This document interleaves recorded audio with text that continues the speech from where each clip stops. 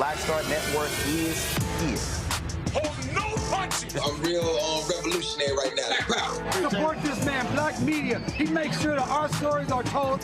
Thank you for being the voice of Black America, Roland. Stay black. I love y'all. All momentum we have now, we have to keep this going. The video looks phenomenal. See, this difference between Black Star Network and Black-owned media and something like CNN. You can't be Black-owned media and be scared. It's time to be smart. Bring your eyeballs home. You dig?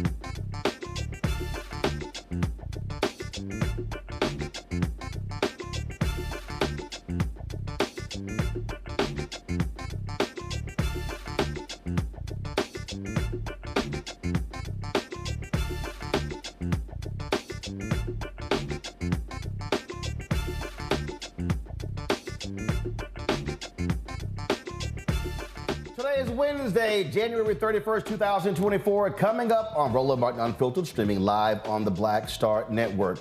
It's been more than 20 years since Run DMC's Jam Master Jay was murdered.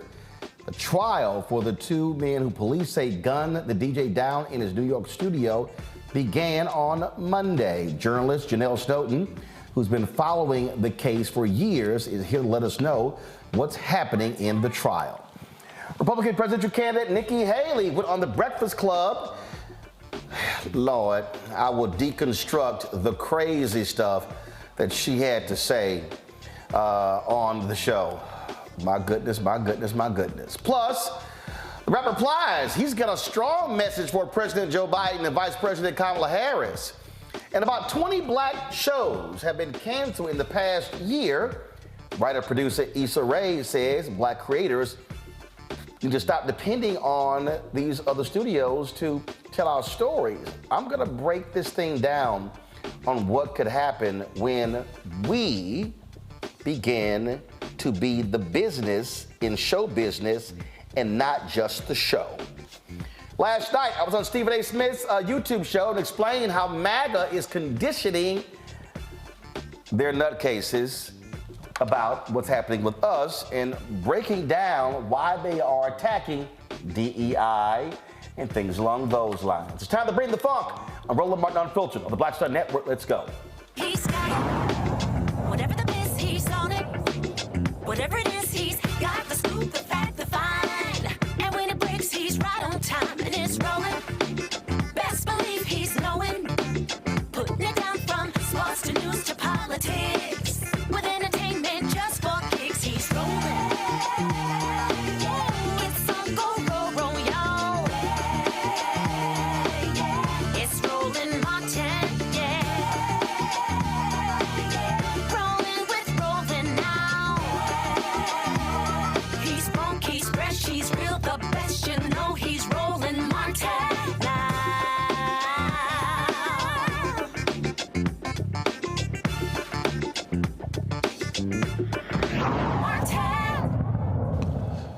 It is Grammy week, and many of the industry's top folks are in Los Angeles preparing for the Grammys, but in New York, the focus is on one of the murder of hip-hop royalty. Jam Master Jay of Run DMC was murdered in his New York studio more than 20 years ago. All of these years, the case has been dormant. Police say they were trying to figure out who did it, who shot and killed him in his Queens, New York recording studio. We've heard a lot of different stuff. People have been throwing out all sorts of conspiracies. They say that he was involved in drugs or he owed people money. It was all kinds of stuff. But the real question is, who was behind it? Well, police say Carl Jordan Jr., Jam Master Jay's godson, and Ronald Washington, a childhood friend, those were the two who were involved. They were arrested in 2020. Their murder trial began on Monday in New York. Joining us from L.A. is journalist Janell Snowden. She's been following this case for years. Janell, glad to have you on the show. This has been one of those stories that has been mind-boggling to people. You hear them talk about Jam Master Jay, how much of a nice guy he was, and how he just went about his business. And so it was shocking and stunning when the news broke that he had been killed. October 30th, 2002, Jam Master Jay was gunned down. Can you double check? I'm barely hear you, so double check to make sure you're not muted. Just double check. Nope. Can you hear me now? Yep, I got you. Go ahead. Are we good? All right, control room, are we straight? Is our audio straight? Mic check, 1, 2, 3, 1, 2, 3. Okay, we're good. Go ahead. Okay. Yes. So it was October 30th, 2002, when Jam Master Jay was gunned down in his Queens, New York recording studio. And today marks day 3 of the Jam Master Jay murder trial. Opening statements began Monday with prosecutors arguing that Jam Master Jay's godson, a then 18-year-old Carl Jordan Jr., killed the famed DJ in his Jamaica, Queens recording studio with a single bullet to the head at such close range that it burned his hair and skin. While Jam Master Jay's childhood friend, Ronald Tenard Washington, whom Jay was allowing to stay in his family's home just blocks from the recording studio, held a gun to the head of a woman who managed the studio as the three other people present in the very small space were paralyzed by fear. So defense attorneys for the two murder suspects argued that their clients were not at the scene of the crime. Carl Jordan Jr.'s attorney claimed that his client was at his then pregnant girlfriend's house at the time of the murder, and Ronald Washington's attorney said it simply didn't make sense for his client to have murdered his friend given that he was offering him shelter. Why bite the hand that feeds you? Washington's attorney argued. But both defense attorneys argued that the prosecution's case is weak as it relies on nearly fuzzy 20-year-old memories and no evidence. So Janell, I'm trying to understand this here, okay? So when Jam Master Jay was shot and killed, was he the only one in the studio, or were there others there? That's what makes this case so perplexing, Roland. There were 5 other people in the studio with Jam Master Jay at the time that he was murdered. There was a woman who was the studio's manager who was in the front, and she was the one that had the gun held to her head while the other gunman shot Jay execution style as he sat on a couch next to a friend of his playing a video game. And then there were 3 other people in the studio, 2 in a vocal booth and 1 unidentified woman who had just stopped by allegedly to have her demo tape played. So for 18 years, this was a cold case. And what made it so perplexing was that you had all of these eyewitnesses, but they were afraid for their lives. No one was cooperating with the police. There were conflicting stories. The police were sent on tons of goose chases. One of the eyewitnesses was put in witness protection temporarily as she began to speak. And then others just gave conflicting reports that kept the case just going in circles for so many years. So it wasn't until August 17th, which happened to be my birthday on 2020, that federal prosecutors indicted these 2 men who were the closest in geographic proximity to Jay.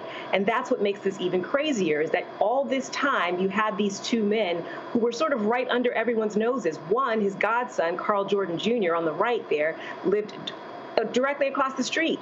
And his father was Run DMC's former tour manager.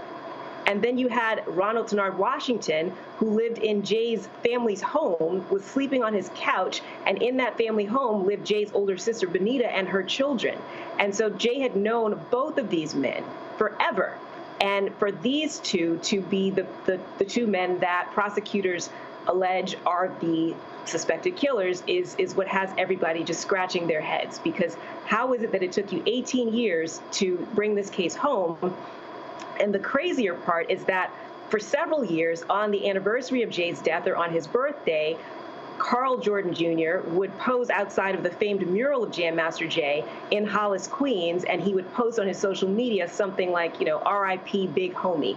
Whereas Ronald Tenard Washington was jailed a few years after the murder on unrelated armed robbery charges, and he's been in jail ever since. So, again, so 5 people are present. Do they allege that these individuals who are accused, were they wearing masks? Or if not, so clearly 5 people could identify the 2 shooters. Exactly, Roland, and that is why everyone has been so frustrated with the pace of this case, with the fact that it took 18 years for these charges to have been brought. There are conflicting reports as to whether or not the suspects were wearing masks. However, one of the eyewitnesses earlier on noted to the police that there was an unmistakable neck tattoo that she recognized of one of the killers, that one belonging to Carl Jordan Jr., according to police reports. So these 2 men were very well known by everyone in the recording studio. And that is why this has been such an unfortunate, unsolved hip-hop murder mystery. Because unlike the cases of Biggie and Tupac, which preceded Jam Master Jay's murder, where there were all kinds of webbed allegations of gang involvement and, just dead leads, here you had 5 people present who very clearly saw or recognized the voices of the two alleged killers.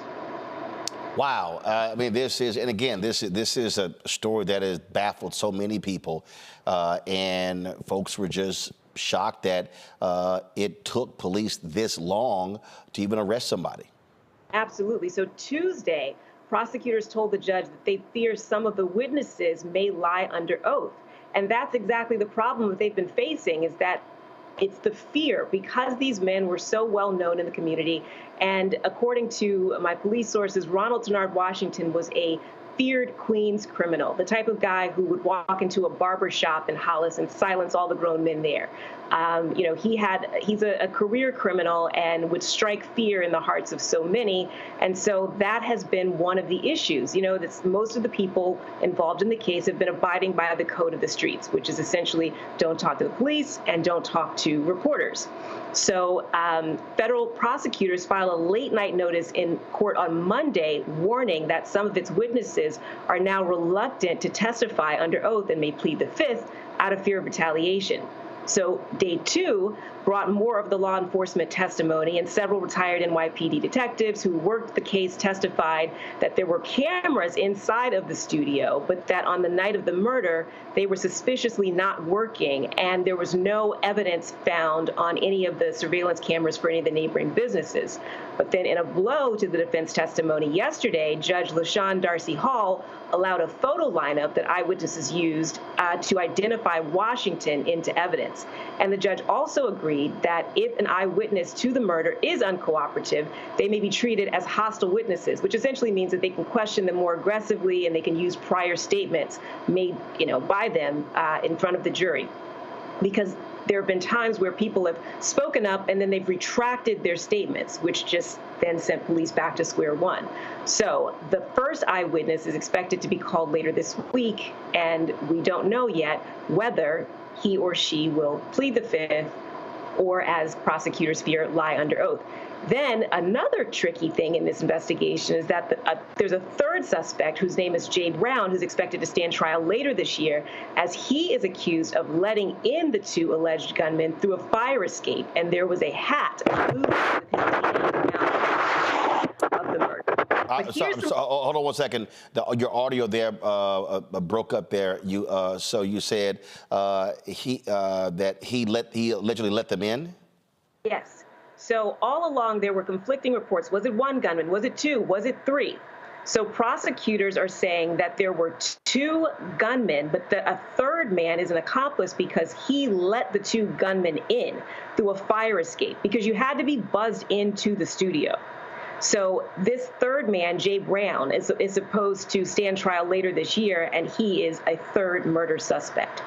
But here's some of the more interesting backstory. So in the immediate aftermath of Jay's murder, between November 2002 and November 2003, while many reporters were covering the story and the developments in it, there were two of us who were following it most extensively: a veteran investigative reporter and a very smart British gentleman named Frank Owen, and myself. So Frank was working on an investigative piece for Playboy magazine, and I was working on a 5-part investigative series for BET Nightly News.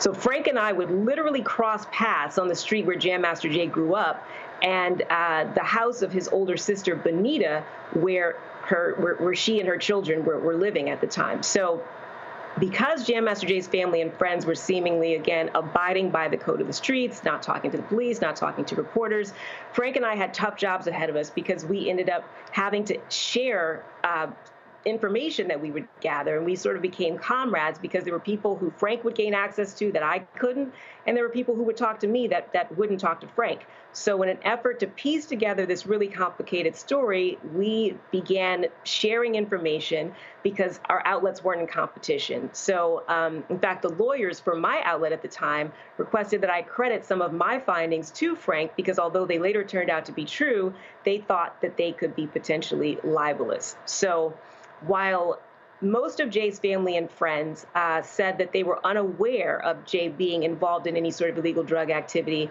in my 2003 investigative series, I interviewed a young man who worked for Jay, who was the first to admit on camera that he once unknowingly accompanied Jam Master Jay on a drug run.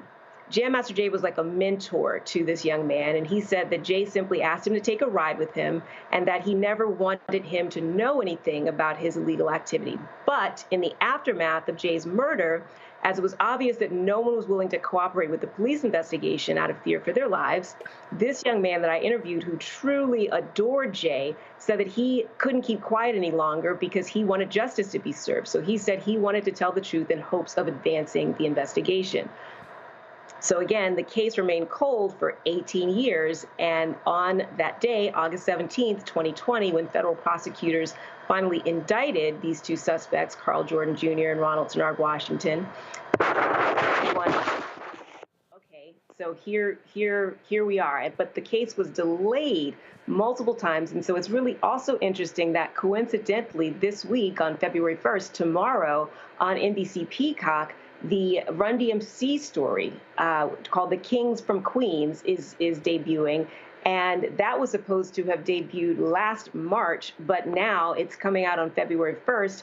And this week begins the Jam Master Jay murder trial. No one could have predicted this.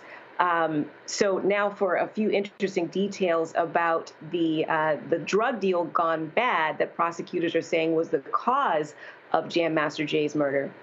In October of 2021, Frank Owen, the veteran reporter that I just, investigative reporter that I just referenced, reported that the supplier of the 10 kilos of cocaine, or 22 pounds, which would have a street value of around $200,000, was a man formerly only known as Uncle.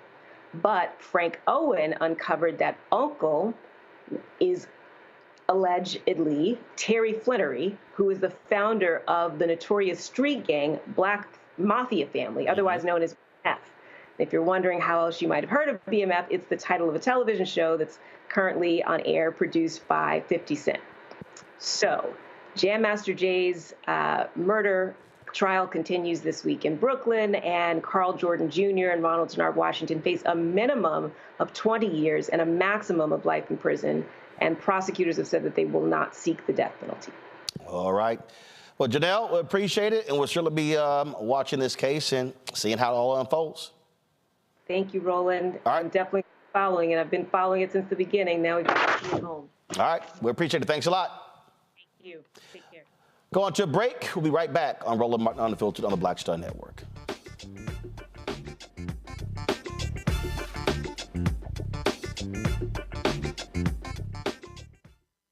We just have one of the oldest cultures that's desperately needed for mutual salvation. That's the consciousness. We have the keys in our roots to save mankind. We get to see the condition of other countries, other oceans, other cultures. And if we believe in God, a lot of us do, He's telling us if you don't get rid of that stuff that makes somebody superior or inferior and work together for the mutual salvation, everybody's gone.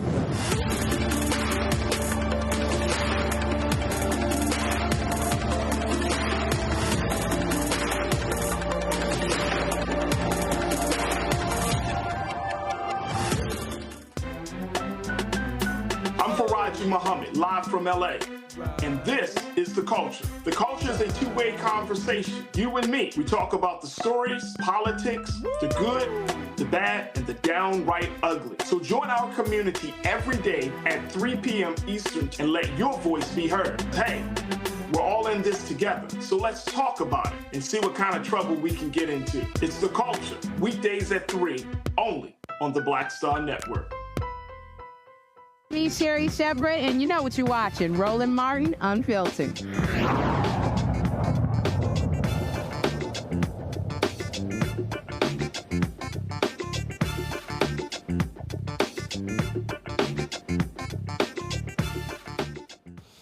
All right, folks, my panel, Rebecca Carruthers, Vice President, Fair Election Center out of D.C., Robert Patillo, host People, Passion, Politics, News and Talk, 1380 WAOK out of Atlanta, Jonquel Neal, trial lawyer with the Jonquel Neal law firm out of Atlanta. Robert, I'll start with you.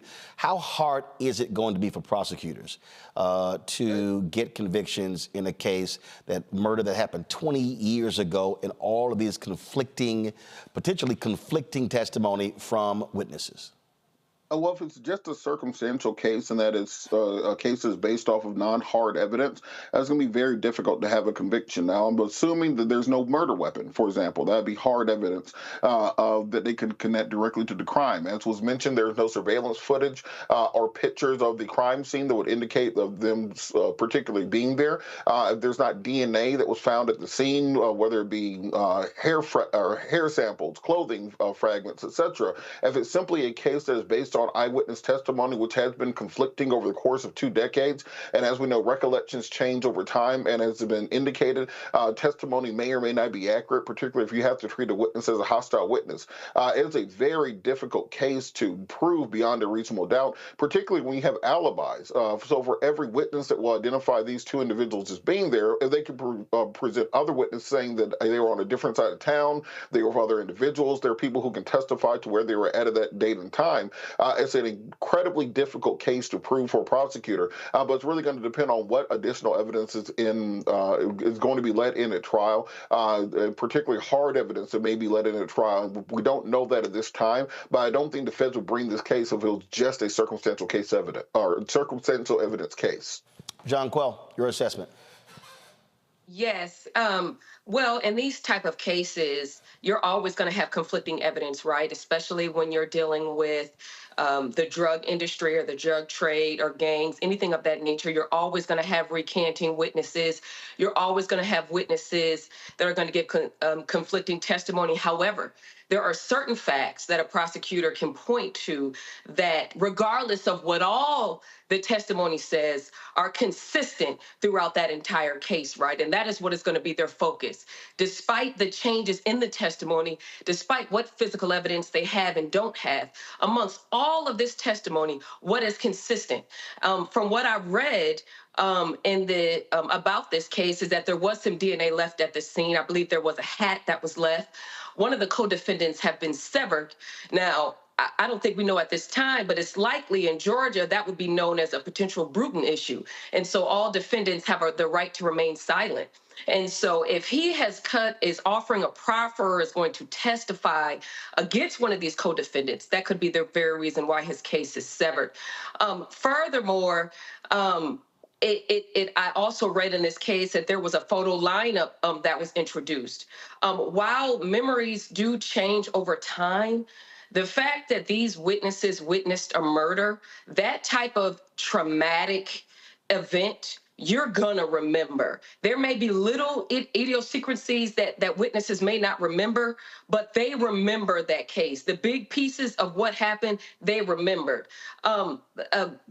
Ms. Snowden talked about that some said that they were gonna plead the fifth. I mean, essentially, you're not entitled to the right to plead the fifth unless you would incriminate yourself. So unless some of these witnesses were involved in a crime or in that crime at the time, I don't know how successful they will be in pleading the fifth. And certainly, I would expect that in any kind of murder trial of this magnitude, that you are going to have to impeach those witnesses. And frankly, going into a trial like that, I would expect all of the witnesses to recant. And lastly, from what I read, there were a girlfriend of, I believe it was Washington. I believe that he bragged about murdering or being involved in the murder of Jam Master Jay on more than 2 occasions. So if you have that girlfriend coming to testify, and I believe Jordan has admitted it as well to someone else, and if you have that person come testify, in addition to all of these witnesses, it appears to be your standard homicide case outside of the passage of time. You know, this is, Rebecca, one of the things that for a lot of people, when people ask, hey, how do these things happen? How is it that these cases go unsolved? But it also what happens when the streets say, don't talk, don't say who did what. And this is often one of the problems. You hear the people talk about don't snitch, but then people complain about why you have unsolved crimes. Well, when you have a code that says you don't talk about what happened, that's why cases like this go unsolved for 20 years. Well, Well, think about don't snitch. It isn't just don't snitch, but like part of that phrase is snitches get stitches and they get laid out in ditches. Like people have real fear that retribution will happen to them if they cooperate, not just in this case, but even other cases as well when you hear about people don't snitching. I do think it's interesting after 20 years, if you have witnesses saying that they're unwilling to testify truthfully under oath, it does make me think that they are fearful and that those who are responsible for the murder are still out and about. And so it sounds like they have many reasons to fear. So I would also want to know what is the prosecutor's office doing, as well as law enforcement, to make sure that those folks who are witnesses, who were there, are safe leading up and during this trial. Well, we'll be following again this trial to see how this goes. All right, y'all, when I come back, Nikki Haley. Nikki Haley went on the Breakfast Club, talked about her presidential campaign. And when I say I heard some of the dumbest stuff you ever just could think about, what's that song? You Got Me Going in Circles? That applies to Nikki Haley. We'll break it down next on Roland Martin Unfiltered on the Black Star Network. Support us in what we do, folks. Join our Bring the Funk fan club. Send your check and money order to P.O. Box 57196, Washington, D.C., 20037-0196. Cash App is $RM Unfiltered. PayPal Martin Unfiltered. Venmo is RM Unfiltered. Zelle, Roland at RolandSMartin.com. Roland at RolandMartinUnfiltered.com. And be sure to get the Black Star Network app, Apple phone, Android phone, Apple TV, Android TV, Roku, Amazon Fire TV, Xbox One, Samsung Smart TV. You can always check it out, 24-hour, 7-day-a-week streaming channel, available on Amazon News by going to Amazon Fire. You can also tell Alexa to play news from the Black Star Network. And we are available on Plex TV, Amazon Freevee, Amazon Prime Video. And be sure to get a copy of my book, White Fear, How the Browning of America is Making White Folks Lose Their Minds, available bookstores nationwide. We'll be right back.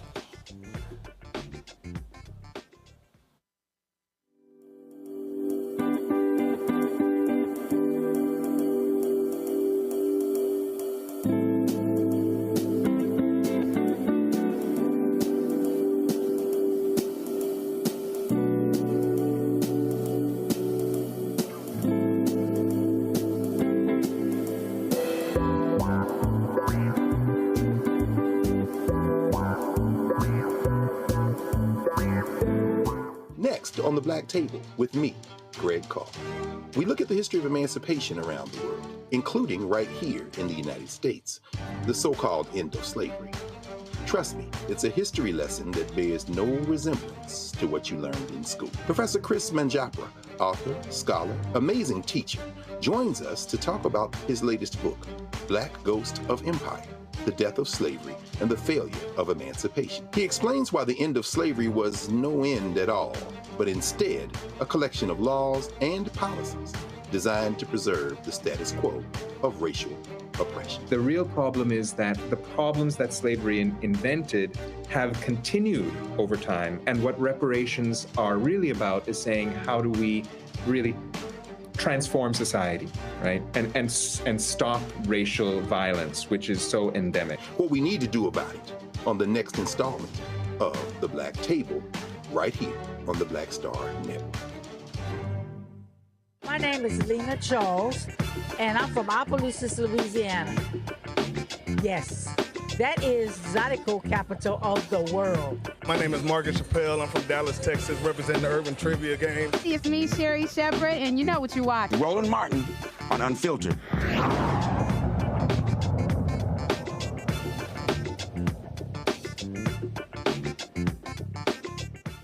All right, Republican presidential candidate Nikki Haley went on the Breakfast Club and it aired today. And, folks are calling this her longest conversation on race. Host Charlamagne the God and DJ Envy hit her with a variety of questions about immigration, racism, and the removal of the Confederate flag. Haley explained how growing up in a rural South Carolina town motivated her presidential run. I grew up in a small rural town, and we took care of each other. It was neighbors taking care of neighbors. And there was just something simple about it. And there was just something that was good. You genuinely wanted to take care of people. Mm-hmm. And we've lost that. I mean, right now you see hatred, you see division, you see anger. I mean, you see these things where they're trying. Stop. Oh my God, please stop. So let me explain to y'all what happens there. This is the perfect example of the Republican Party. Long ago, we lived in simpler times. We lived in a time where everybody got along.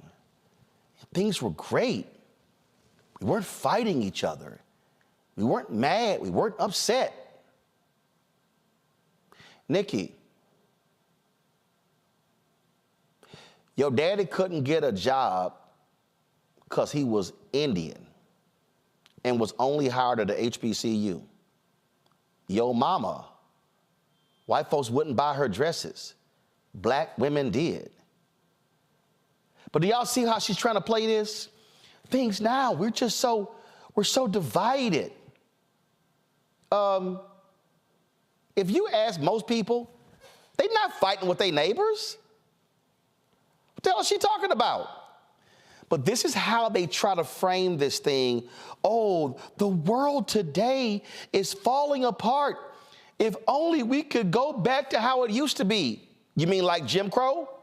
I'm good. I can bypass Jim Crow. Hit play. Undercut people, and it's just, it was exacerbated after COVID. But it's all the more reason why we need to go back and say, wait a minute. Stop taking all this so personally. This isn't personal. This is just about getting our country back on track. Swatting is personal, though. If I call somebody's house, if I say, hey, this is going down at this house, that was personal. Well, I mean, it's personal from a political perspective. Yeah. I mean, that's what it's a blood sport to run for office these days. But yeah, I mean, it is. But it goes to show why, and it's why I'm so determined to finish this. Yeah. Is because I know America's better than this. But do you lose the love for it, right? You just told us some of the reasons why you want to do this, right? And then you talk about some of the sides that are against that, right? You want to do it because you said you want to help people. You want to be the person that, what you grew up on or what you wanted to see. But then you talk about them swatting your house, which is making your life miserable and your parents' life. Your parents could have had a heart attack, you know?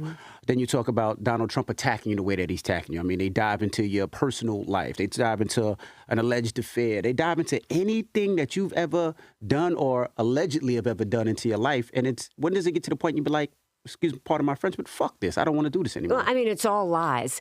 But what they don't realize is politics is the art of distraction. The more they do that, the more motivated I get. Because it's everything that's wrong with politics. It's everything that's wrong in this country that we have to clean up. So I do this. I'll take the pain. I'll take whatever it is. I'm a tough girl. I can handle it. Okay. All right. Enough of that. I mean, that's just her just rambling. All right. So Charlamagne asked her about racism. Here's what she said. Politicians, Democrat and Republican, because we've heard you say America's never been a racist country. We've heard the vice president say that before. We've heard OG Jim Clyburn say that before. We've heard Tim Scott say that before. Why can't Democrats and Republicans just be honest and tell people, hey, we can't have honest conversations about racism in this country because it's not a good electoral strategy? I mean, that's not why I do it. That's why. No. That's why everybody does it. I have talked about racism as it affected me and how we need to get past it.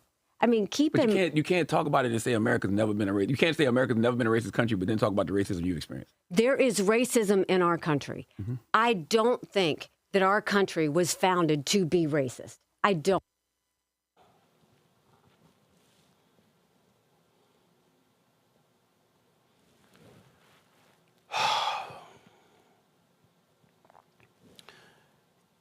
You don't create a constitution that says all men are created equal, but that did not have women's rights in it. You don't create a country where women couldn't vote. You don't create a country that was set up for white male landowners. You don't create a country where black people were slaves, white people were indentured servants. You don't create a country where you have, please go read the book Dark Bargain, where they talked about the battle over how do you include people of African descent who were slaves, and that's how they got to the 3/5 compromise, because the South wanted to include them for population reasons, and the North didn't want to include them for population reasons. It came down to control or money. That was literally the creation of the country. The first slaves came here in 1619. So let's not act like 100 years went by and, oh my God, there was no racism here. How many Native Americans were slaughtered because white European settlers wanted the land? What the hell do you call that, Nikki Haley? Press play. I think that it was meant to be this amazing experiment to see if we could have freedom and democracy in a way that all men are created equal. But if you didn't look at all men, we are not there yet. But if you didn't look at all men as equal. Stop. Nikki, you act like people just, oh my goodness, we're just gonna up and we're just going to pack up and just set sails for the United States of America. It's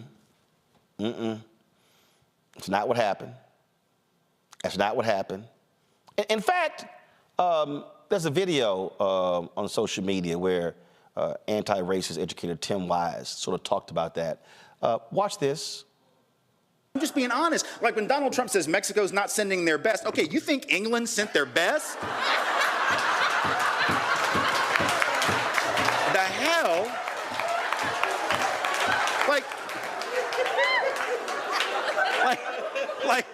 Like,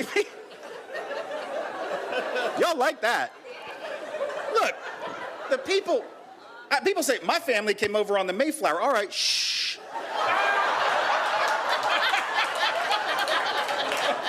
Why are you bragging, Buttercup? That is not... I don't know who was on the Mayflower, but I know who wasn't. The king. The king was not on the Mayflower. Nobody the king wanted to keep around was on the Mayflower. But we have this fictional narrative. It's almost like we believe sometime around 1642, there was a British father somewhere in England that got his family together around the fireplace in the morning and said, all right, here's the thing. I know we're doing pretty well. Like, we got this big castle. We got all this gold. I know, it's brilliant, right? It's fantastic. We were at the king's palace last week. Kids, you remember you played with his children out in the garden. Wasn't that great? Yeah, I know, it was amazing, wasn't it? It was great. Listen, that's all fine and good, but Daddy has an idea. My idea is as follows. Keep up, please, keep up. Gather all your things. Not all of your things. We have a lot of things because we're doing really well. We're rich. We're powerful. Just gather up like a basket full of stuff, and we are going to get on a big boat. And by that, I mean a rickety old ship. Like, I don't even know if it's seaworthy. Like, it might sink.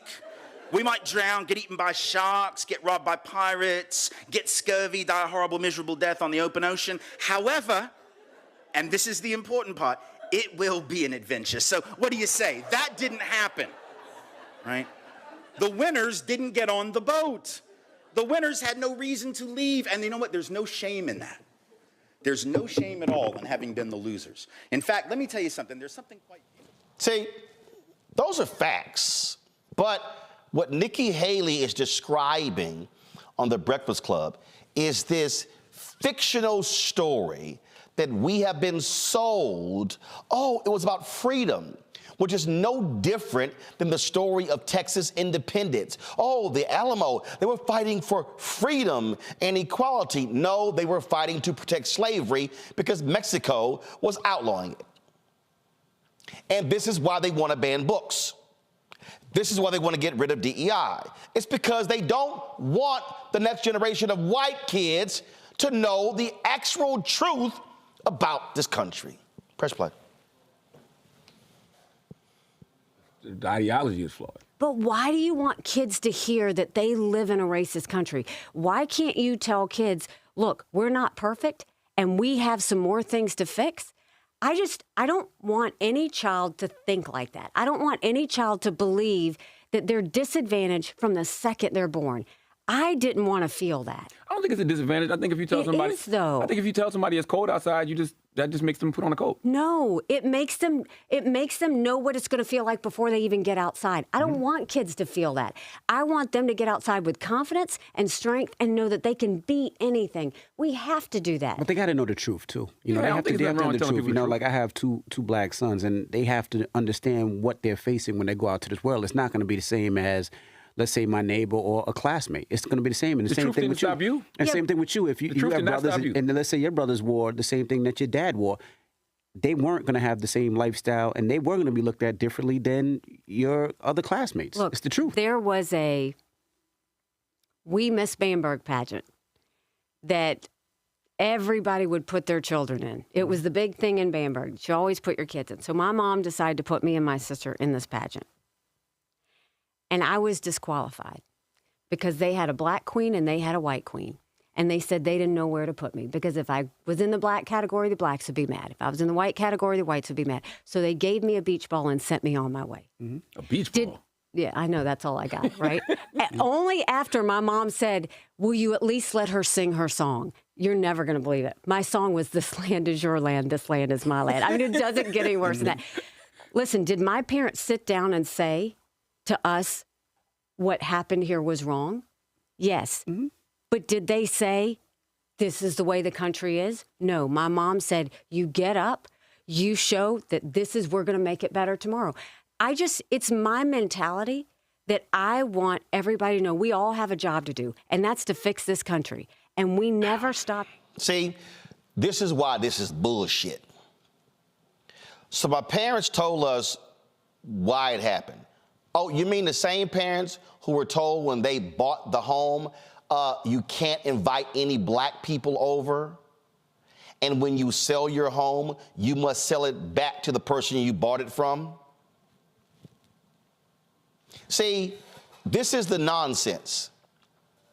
And see, Nikki Haley has an advantage.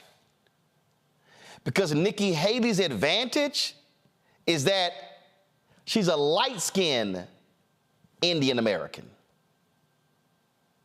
Nikki Haley don't look like Bobby Jindal. Now, Bobby Jindal, American Indian, Republican, former governor of Louisiana, but Bobby Jindal dark-skinned. So when Nikki was like, well, you know, we didn't really fit in the other category, oh, Nikki, you can pass for white. Yes, you can. You can pass for white. But see, you didn't fit in either category. Well, the black people would have been mad and the white people would have been mad. But Nikki, right there, it speaks about racism. And if you are a black parent, you are committing parental genocide if you do not tell your black children how they better act when they get stopped by the cops. See, Nikki's like, oh no, just things are gonna get better. I just want our kids, let's have them experience life. Are you crazy? If a black kid watches a white kid show their ass, when the cops pull him over, that black kid knows I cannot do what they just did. Because the white kid is gonna go home. The black kid will go home too, likely in a body bag. This is called reality. See, if I'm sitting there asking her the question, okay, Nikki, explain to me then why black families today, grown people, have to take the black artwork and the black photos and the black books down when they get their houses appraised because the white appraiser may appraise it for less. So y'all see the game? I want y'all to listen. See how she said, well, I want to tell children. I'm not talking children right now. I want Nikki Haley to answer this. Nikki, what about the black woman with multiple degrees who applied for a job with the Veterans Administration in Virginia, eminently qualified, but when she left the interview, the white folks opted not to give her the job because they did not like her hairstyle. And she sued. And she won. And they had to pay her lost wages, but she had to sue in order to get that. It has nothing to do with her degrees. It was because of her hairstyle. See, Nikki don't want to talk about that. See, y'all, it's real simple to say, well, I just want kids to not have to, and we're going to get better, and things are going to get better. Nikki, who the hell you think you're talking to? Every damn black parent since 1619 has said that. The black existence is built upon, baby, tomorrow is going to be better. Black people, people of African descent, were enslaved, not knowing when we were going to be free. 248 years until official slavery ended. And we still caught hell during Jim Crow. And then 92 years. So, baby, there's no group of people who has been more optimistic about the future of America than black people. 2009, survey was taken. The question was asked, are you optimistic about the future of America for your children? Who had the most optimism? Black people. Every minority group, majority of them were optimistic. Only one group in America was less than the majority, white people. September 2016, a survey was taken. The question was asked, are you optimistic about the future of America economically for the next 10 years? Black people, lowest wealth, highest optimism. Latinos, second lowest wealth, second highest optimism. White people, highest wealth, lowest optimism. Nikki, black people, we are always optimistic. We've always been America's glass is half full, even when America gave us a glass filled with mud and water. Press play. We have racism, and it's terrible. I've felt it, y'all felt it, a lot of people have felt it. But are we not going to fight every day to make sure that we stomp it out wherever we see it? Absolutely. Mm-hmm. But I don't want kids being raised to think that they're never going to get past Okay, so here we go. There we go. Again, she just repeating herself. Okay, play the next sound bite about the Civil War. In 2010, you also said about the Civil War, you said it here in the interview, too, that it was about tradition versus change. And then they asked you about it earlier this year, and you said it wasn't about slavery, but then you came back and said it was. Why initially didn't you just say, hey, it was about slavery? What happened there? So the context of that is I've done over 160 town halls, answering every question, shaking every hand. We don't screen anything, all of that. When he asked that question, I made the mistake of thinking he was trying to ask something else. I could tell that he was not a fan. Mm-hmm. Slavery should have been the first thing that came out of my mouth. I mean, growing up in South Carolina, we all knew that the Civil War was about slavery. That almost seemed too easy. I thought he was asking a harder question, and that's why I didn't say it. It was wrong. I should have said it. I agree, that, but it was just me overthinking that question. Did you feel stupid that night? Did you oh? Yeah, I mean, it was one of those things because it was so, slavery's a given. Mm-hmm. So I was mad that it was a given, but I was too busy judging his intentions than I was just answering the question. Mm-hmm. And it was a mistake.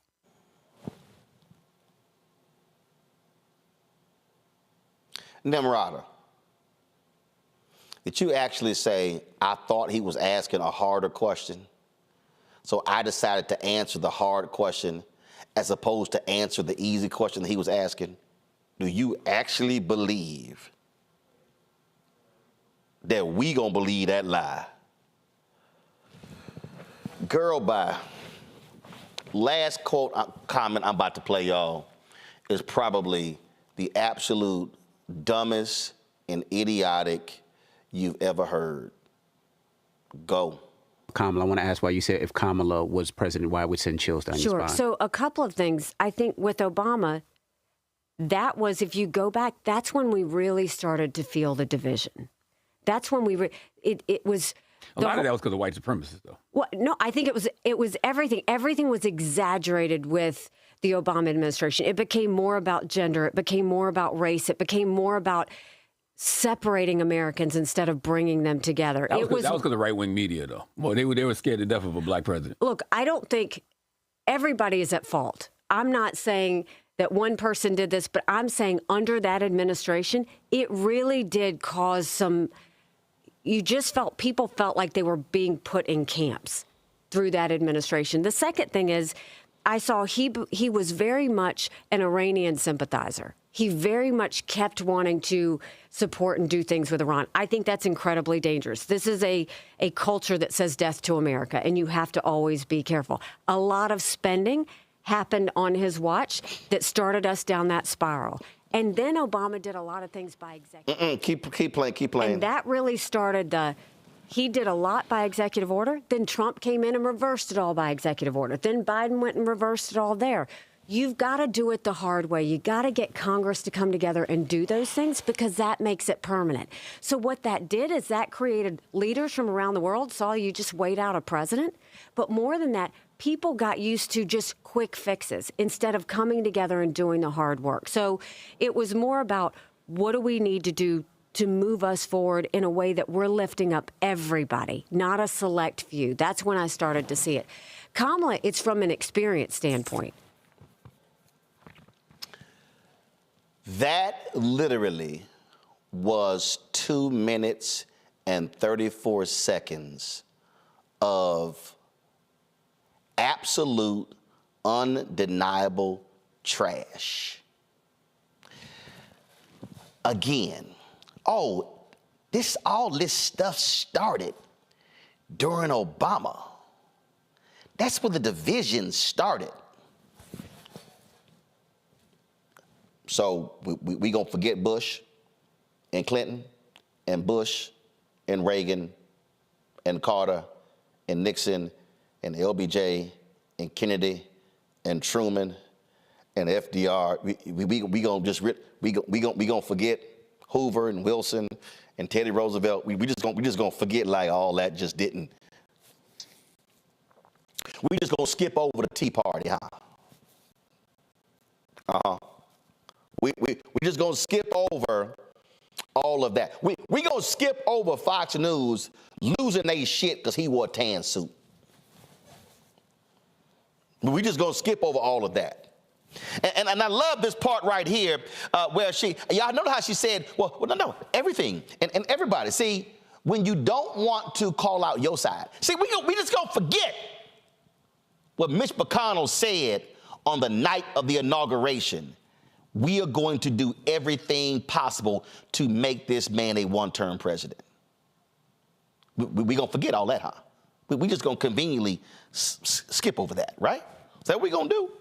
And then, oh my goodness, you know, he sits here and he does all of these things, and he just, you know, it's like he uses executive orders. It's in the Constitution. The Constitution says the president can pardon anybody he wants to for a federal crime. It's in the Constitution. He doesn't have to. He literally does not have to give a reason. It's in the Constitution. Executive orders are in the Constitution. So Nikki Haley is saying Obama was wrong for using executive orders. I'm sorry. Why did he use executive orders? Oh, yeah, it's because Republicans in Congress wouldn't cooperate. But she wants to conveniently skip over all of the... Y'all, the Republican Party was so trash and so crazy that their own Speaker of the House said, I'm sick of y'all asses, I'm out. He went back to Ohio to drink and smoke and cut his own grass because he said, y'all are crazy. Oh, I'm sorry. Maybe I'm the only one who remembers those 8 years. Rebecca, your thoughts? Oh, I've been waiting. Look, Roland, you said a mouthful, but I just want to point out there is a difference between Black targeted media, like The Breakfast Club, versus Black-owned media, like Roland Martin Unfiltered. And the reason why I say that is that when you have someone who's running for president, and especially when they're talking about issues of race, there has to be an immediate fact check and context that's provided, while that person is allowed for minutes on end just to spew nonsense, that's not factually correct. Even talking about children and what is age appropriate to teach about race with school children, there's very age appropriate ways to discuss race in this country, and try to get white children to identify with the good people in history, the abolitionists in history, those who fought for civil rights and who fought to end Jim Crow. There are white people who fought to end those things. So in the context of teaching about racism in this country, then you should want white school children now to identify with those folks who said discrimination is wrong in this country.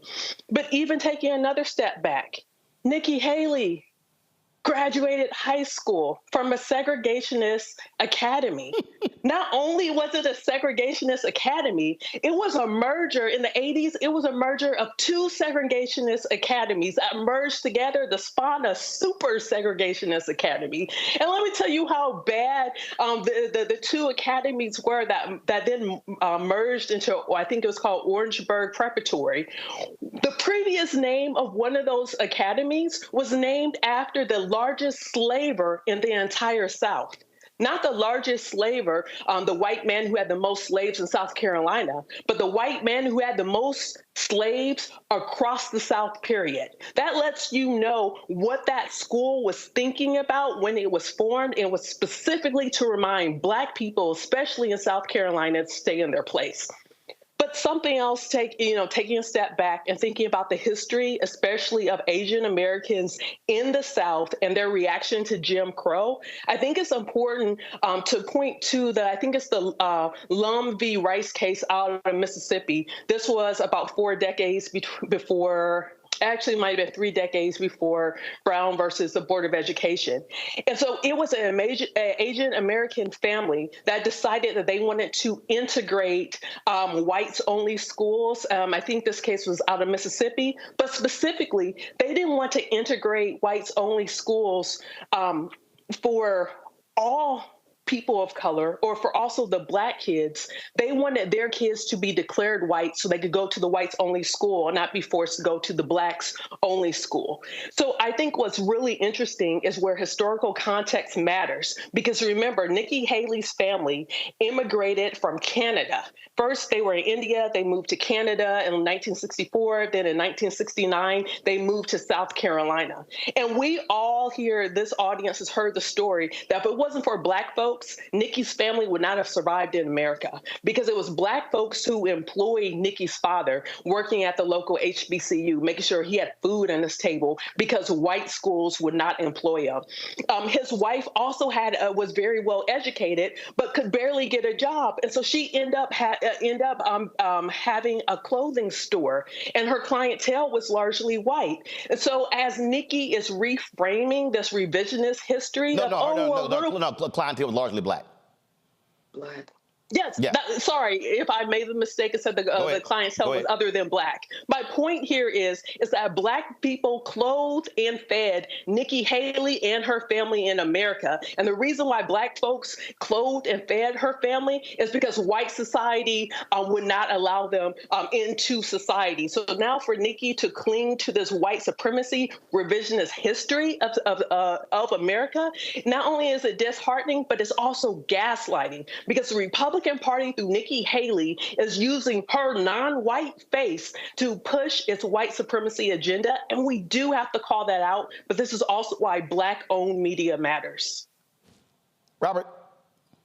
I'm going to run for Prime Minister of India against Modi. I think his term is up in 26. And I'm going to make the argument that the British Empire wasn't racist.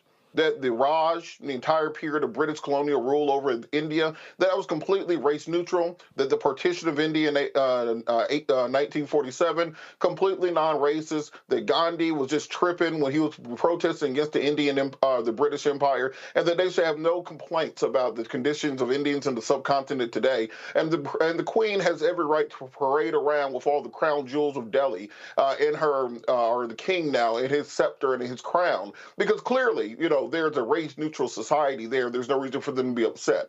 That's exactly how ignorant Nikki Haley's statements sound. Because anybody would say objectively the British Empire was one of the most racist empires in American history, and clearly the American empire was built on the bones of dead Indians.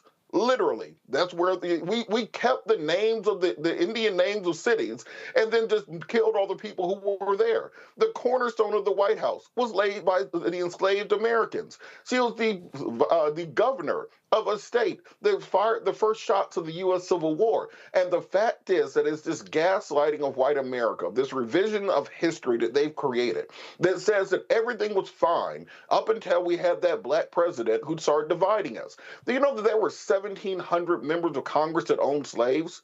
The last slave-owning member of Congress only left Congress in 1922.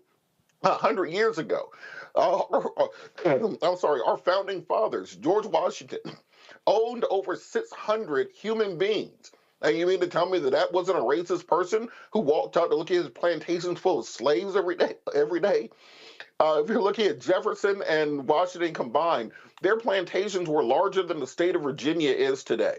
So let's just say from the beginning, the entire conceptualization around America was that it was going to be a haven for slave owners. When you talk about manifest destiny, we now say that Jefferson's view of America was to be a nation of small farms from sea to shining sea. It was not. It was to be a nation of plantations from sea to shining sea. See how they changed the wording in there? Because we said that we were meant to be a nation of plantations. People know exactly what we were getting at. We fought a civil war where more Americans died in that war than all other wars combined. Why? To make sure that the South could keep their enslaved Africans. But we will still just somehow try to contort ourselves into this view that there's nothing innately wrong with America, that there's nothing built into the bones of this country that talks about racism and segregation. Even Condoleezza Rice said the birth defect of America was racism and segregation. That's Condoleezza Rice, the Republican Condoleezza Rice. And African Americans have only had rights in this country ostensibly since the 1960s. But you mean to tell me that in the 60 years since then, somehow we have forgotten everything that's taken place? This is why we have these Republicans' attacks on public education. This is why they're burning books.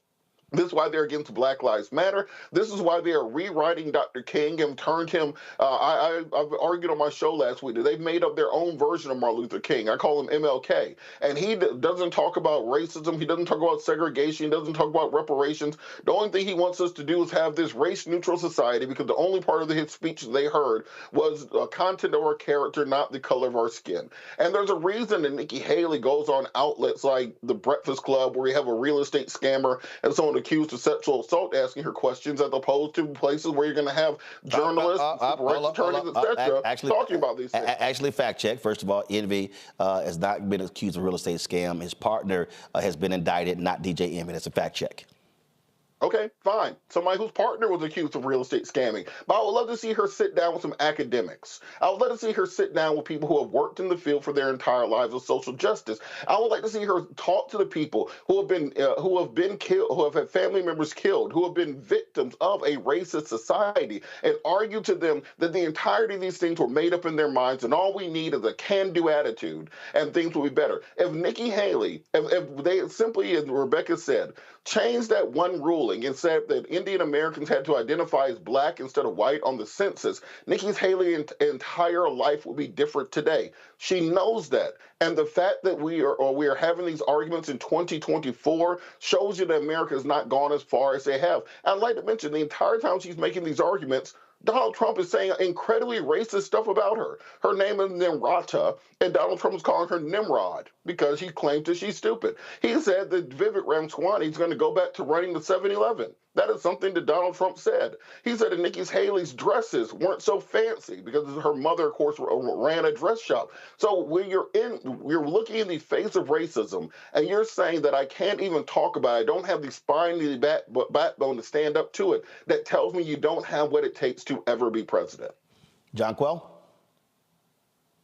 For me, one, it's interesting that it has the appearance of trying to wipe out our identities as African Americans, right? You want to take out portions of history that don't fit the reflection that you, Nikki Haley, wanted to reflect, right? They want to take out African American history. She discussed about how parents shouldn't talk to their children about racial tensions or relations, and essentially, you know, they're attacking our DEI, and affirmative action is gone, and it's literally, they want to erase the history to reflect what they want history to be, right? And want us to think that race is still not an issue here, right? And frankly, with the Breakfast Club, she knew exactly what she was doing going on that show. I mean, the following, the young Black voters that watched that show, she knew exactly what she was doing going on that show because she wanted to reach voters. My issue with her being on the Breakfast Club is with the host that they did not challenge her with that dangerous rhetoric that she was spewing to the millions and millions of viewers that listen and watch that show. And that's a bigger problem, right? Charlamagne tha God has made it very clear that he is not a fan of Kamala Harris, and she has been on the show several times, and he has been quite rude on some occasions where he didn't even speak to her in the same manner that he's speaking to Nikki Haley, which is also another interesting point for another day. However, it's one thing for you to not support the Biden administration. However, allowing someone from the opposite party to come on, spewing that we don't have any, that this is not a systemic racial country, is absolutely. Oh, looks like we lost Jonquel's signal there. Folks, look, here's my whole deal. Nikki said a whole bunch of BS. And she was spinning, she was backpedaling, and she was just saying stuff. She was talking out the side of her neck. And the reality is she's not going to say the truth. Charlamagne asked the question, why can't politicians be honest? Because they can't. Because Americans can't handle the truth. Especially white Americans can't handle the truth. They can't. That's why they got to soft shoe it. That's why you got to dance around it. That's why Obama had to have a beer summit when he said the cops acted stupidly after arresting Skip Gates, when it was ascertained that he lived there. That's what he said. No, they said, oh, he called the cops stupid. No, he didn't. No, he didn't. But Fox News lost their mind, and he had to have a beer summit. That right there is America. And so you're not going to have a black politician speak hardcore truth about the history of this country because they're not going to be able to garner non-black votes. It's a fact. So we all know when Vice President Kamala Harris answered the question, we knew why she couldn't say the real deal. Because white America has never been able to handle the truth about this country. There was a certain person who actually wrote in a book that he believed that white America was incapable of properly dealing with the issue of race and their role in it. Who was that person? Reverend Dr. Martin Luther King Jr. In his book, Where Do We Go From Here, Chaos or Community? He literally said it. So, Nikki can sit here and dance and whatever, but we know truth is truth. And all that running her mouth mean nothing. Going to a break. We come back. My man Plies goes off. And he's got some advice for President Joe Biden, Vice President Kamala Harris. I'll play that next, right here in Roland Martin Unfiltered on the Black Star Network.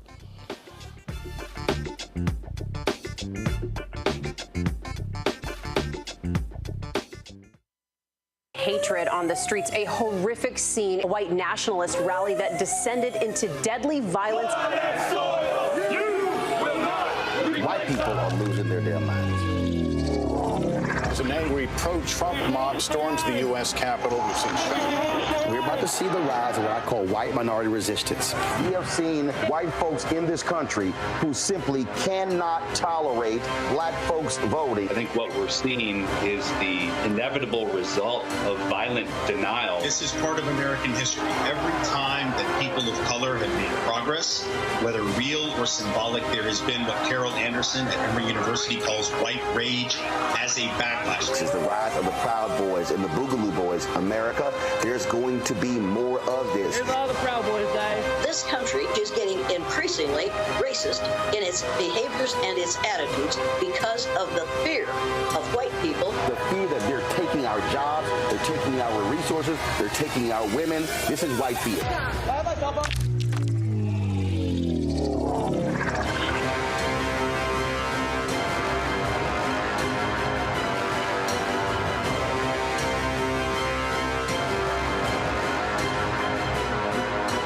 This is Reggie Rock Byford. You're watching Roland Martin, unfiltered, uncut, unplugged, and undamn believable. You hear me?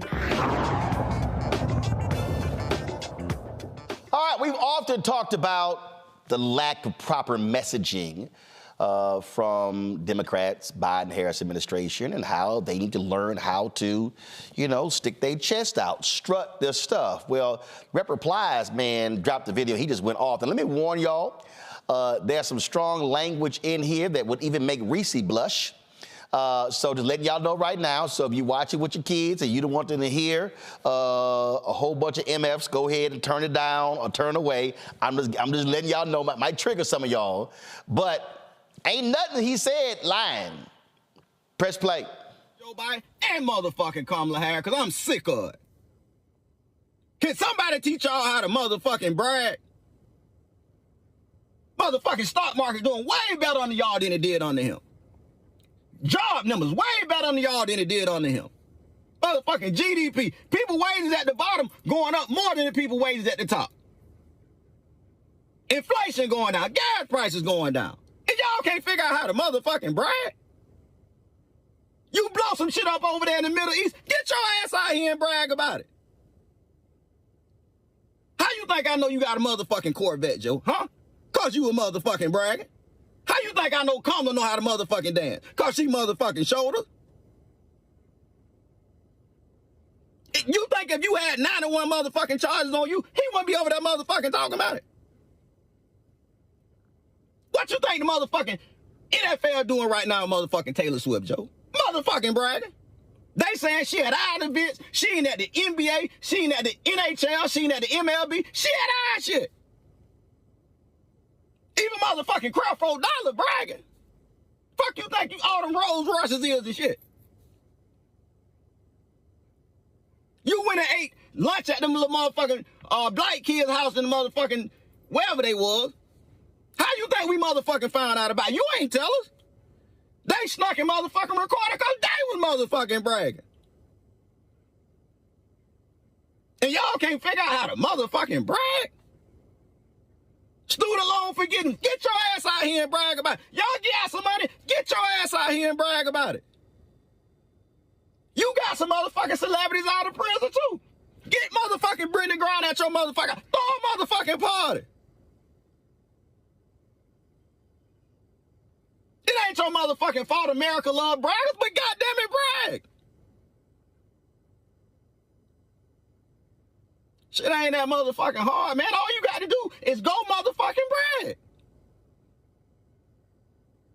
Y'all need to hang around some motherfucking rappers or something. Somebody need to teach y'all how to motherfucking brag, because y'all goddamn sure don't know how to do it. John Quayle, no lies told.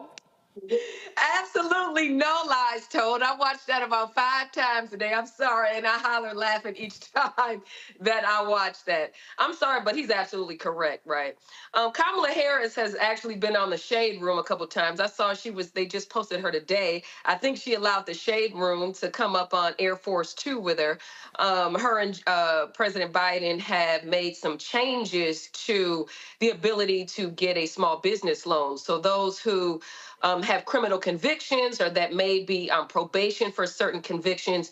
What used to be a bar to small business loans, they have now more recently opened that up so that there will be millions of small business owners that, of course, this will affect mostly Black and brown people, the ability to get small business loans, which is a phenomenal thing to do. And it's on the Shade Room and they have millions of followers. However, back to Plies' point, he's absolutely correct. We've talked about this on the show, not in the way that he has. However, they have not done a good job reaching or targeting the demographic of young African-American voters, right?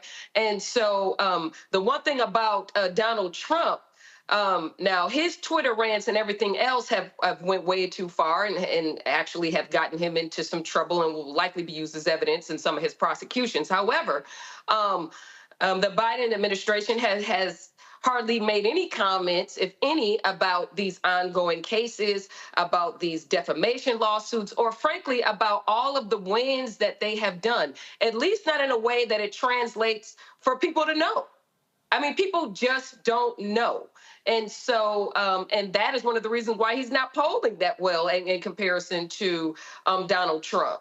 And a lot of Americans are having issues with the both of them. And I think a large number of that has to do with what rapper Plies said, and that they do a terrible job of bragging or keeping everyone informed in a way where it is known by the masses. Rebecca, 80% of the job of president is the bully pulpit. It's taking credit for stuff. And a senior administration official said to me that we did so much in a short period of time that we were more focused on just trying to get stuff passed, and we didn't do a good enough job of selling the programs. But you got absolutely selling. And again, this is where, but it also goes to style. The reality is Trump was loud, rambunctious, obnoxious, and was always throwing it in your face, and folks are running with it. Biden, Harris, more subtle, more reserved. It doesn't get covered the same way. Trump is an entertainer. The thing about entertainers, and to Plies' point, Plies is also an entertainer. Yep.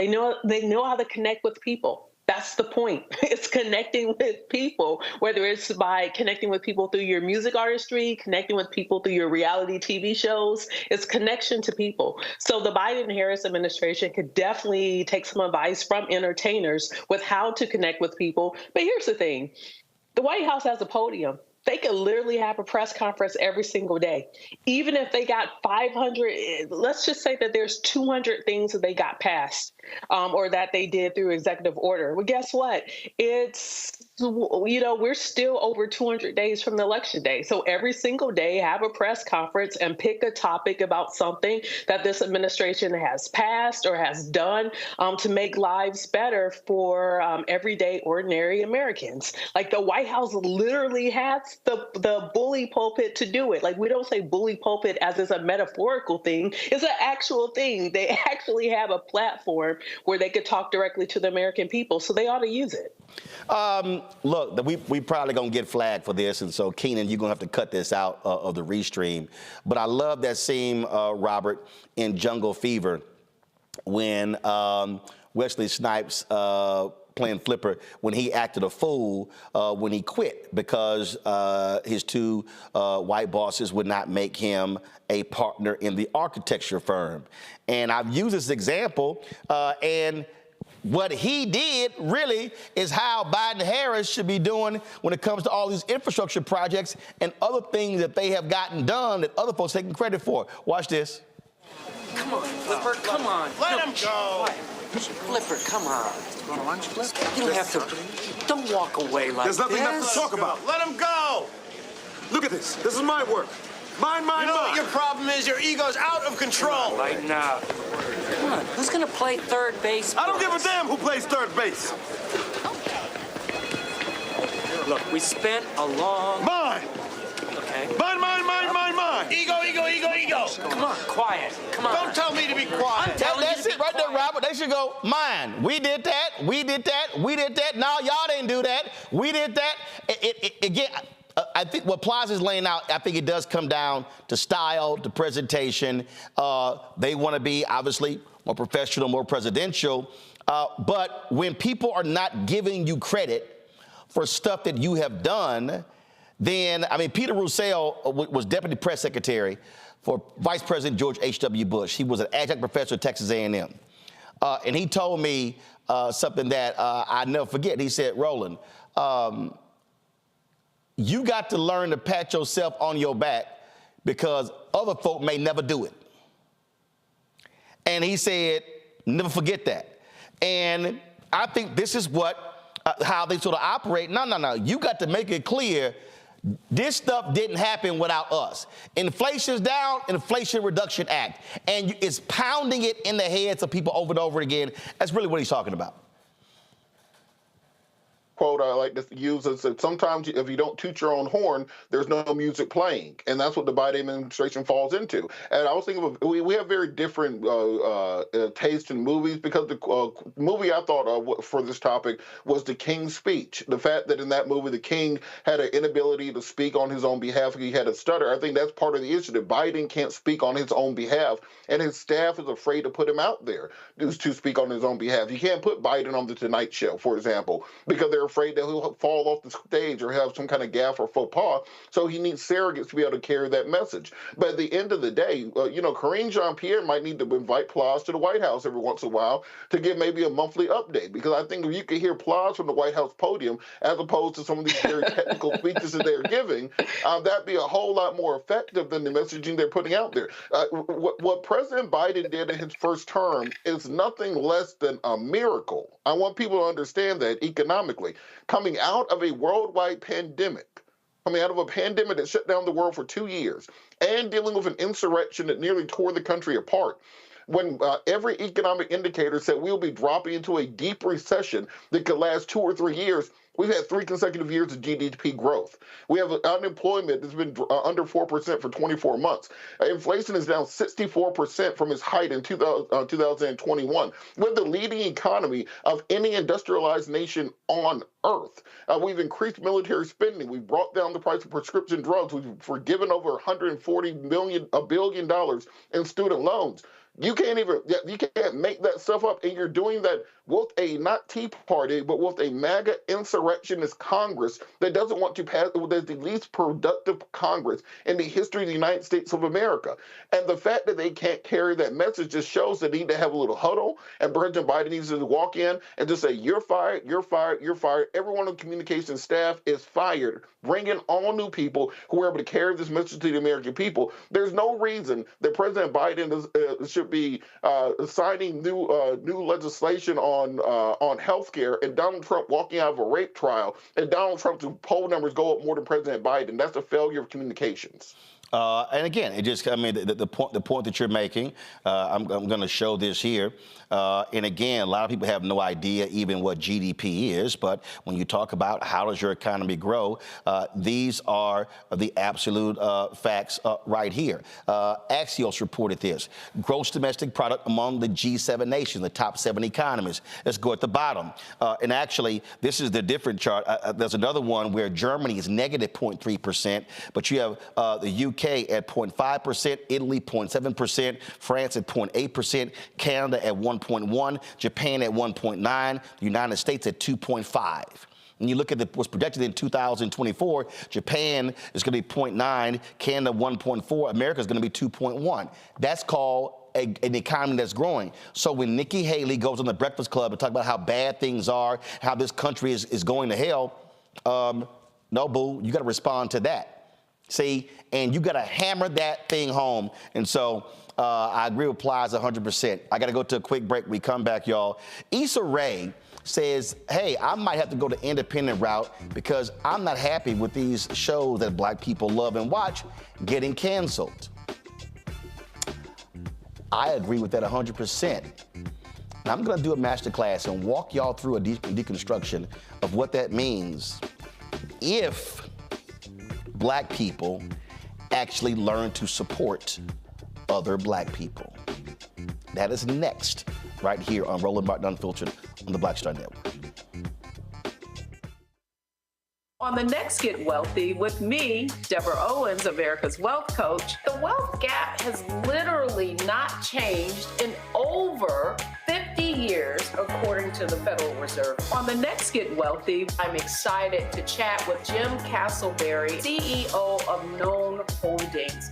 They have created a platform, an ecosystem to bring resources to Blacks and people of color so they can scale their business. Even though we've had several examples of African Americans and other people of color being able to be successful, we still aren't seeing the mass level of us being lifted up.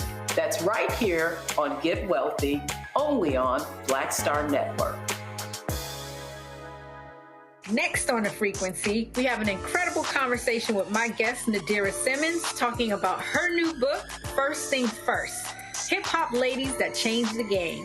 The founder of GumboNet tells us the stories behind the women in hip-hop, starting with the first woman that promoted the hip-hop party to Megan Thee Stallion. There's even a chapter on me. Thank you so much for including me in there. It's just so you had to be in there. That's next on The Frequency on the Black Star Network. Grow your business or career with Grow with Google's wide range of online courses, digital training, and tools. Gain in-demand job skills with flexible online training programs designed to put you on the fast track to jobs in high-growth fields. No experience is necessary. Learn at your own pace. Complete the online certificate program on your own terms. Stand out to employers, get on a path to in-demand jobs, and connect with top employers who are currently hiring. Take one professional career certificate program or all 6. Earn a Google Career Certificate to prepare for a job in a high-growth field like data analytics, project management, UX design, cybersecurity, and more. All professional career certificate programs must be completed by December 31st, 2024. Scan the QR code to complete the application. There are 1,000 scholarships available. Grow with Google and J. Hood and Associates.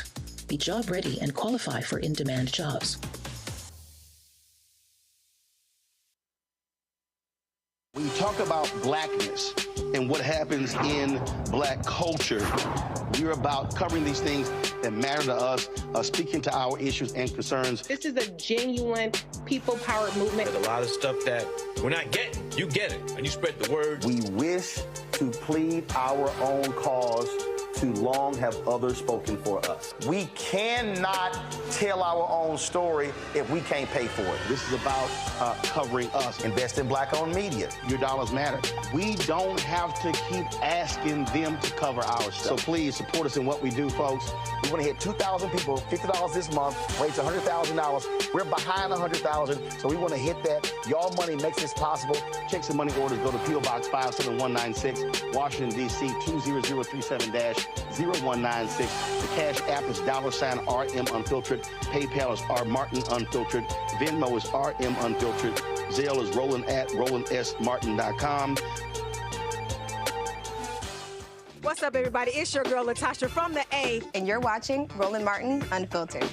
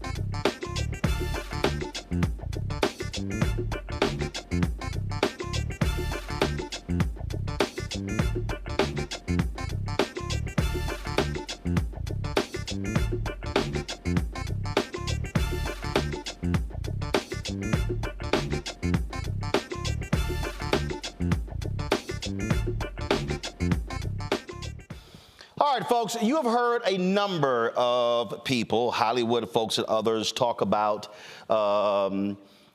lack of support in Hollywood, content, things along those lines. And folks are talking about Issa Rae because she made some comments during a recent interview. And this is the Hollywood Reporter story. And it says, Issa Rae says studio cancellations of black shows have her considering the indie route. You're seeing very clearly our stories are less of a priority.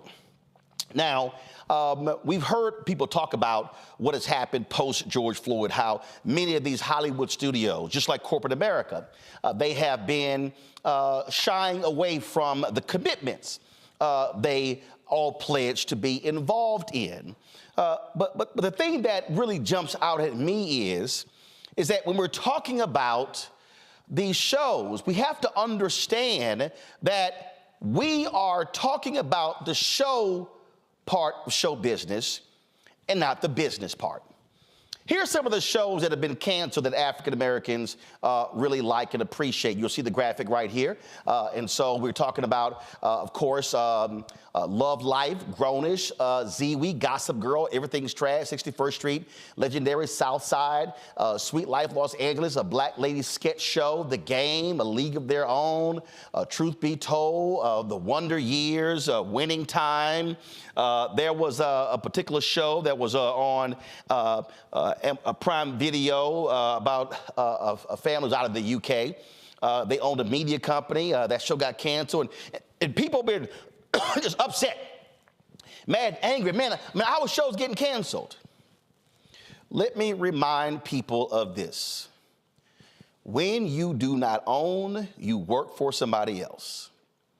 When you own, you cannot be canceled. And so the fundamental thing here, and was when I saw Issa Rae's comments, when I think back to Taraji, and she was complaining about salary and not being paid her worth. And then when Vivica A. Fox was asked the question, Vivica A. Fox said, I'm good. And a bunch of people were mad at Vivica A. Fox. They were mad because why you didn't come to Taraji's defense? Well, if they'd actually read some stories earlier, a few years earlier, Vivica A. Fox talked about doing her own projects where she was the director, the producer, the writer, and star in it. She said, I was getting 4 checks. Michael Jai White talks about the movies that he does that's shown in Romania and shown in Russia and shown in Serbia. He said, man, the folks in those countries love the action films and the karate and stuff along those lines.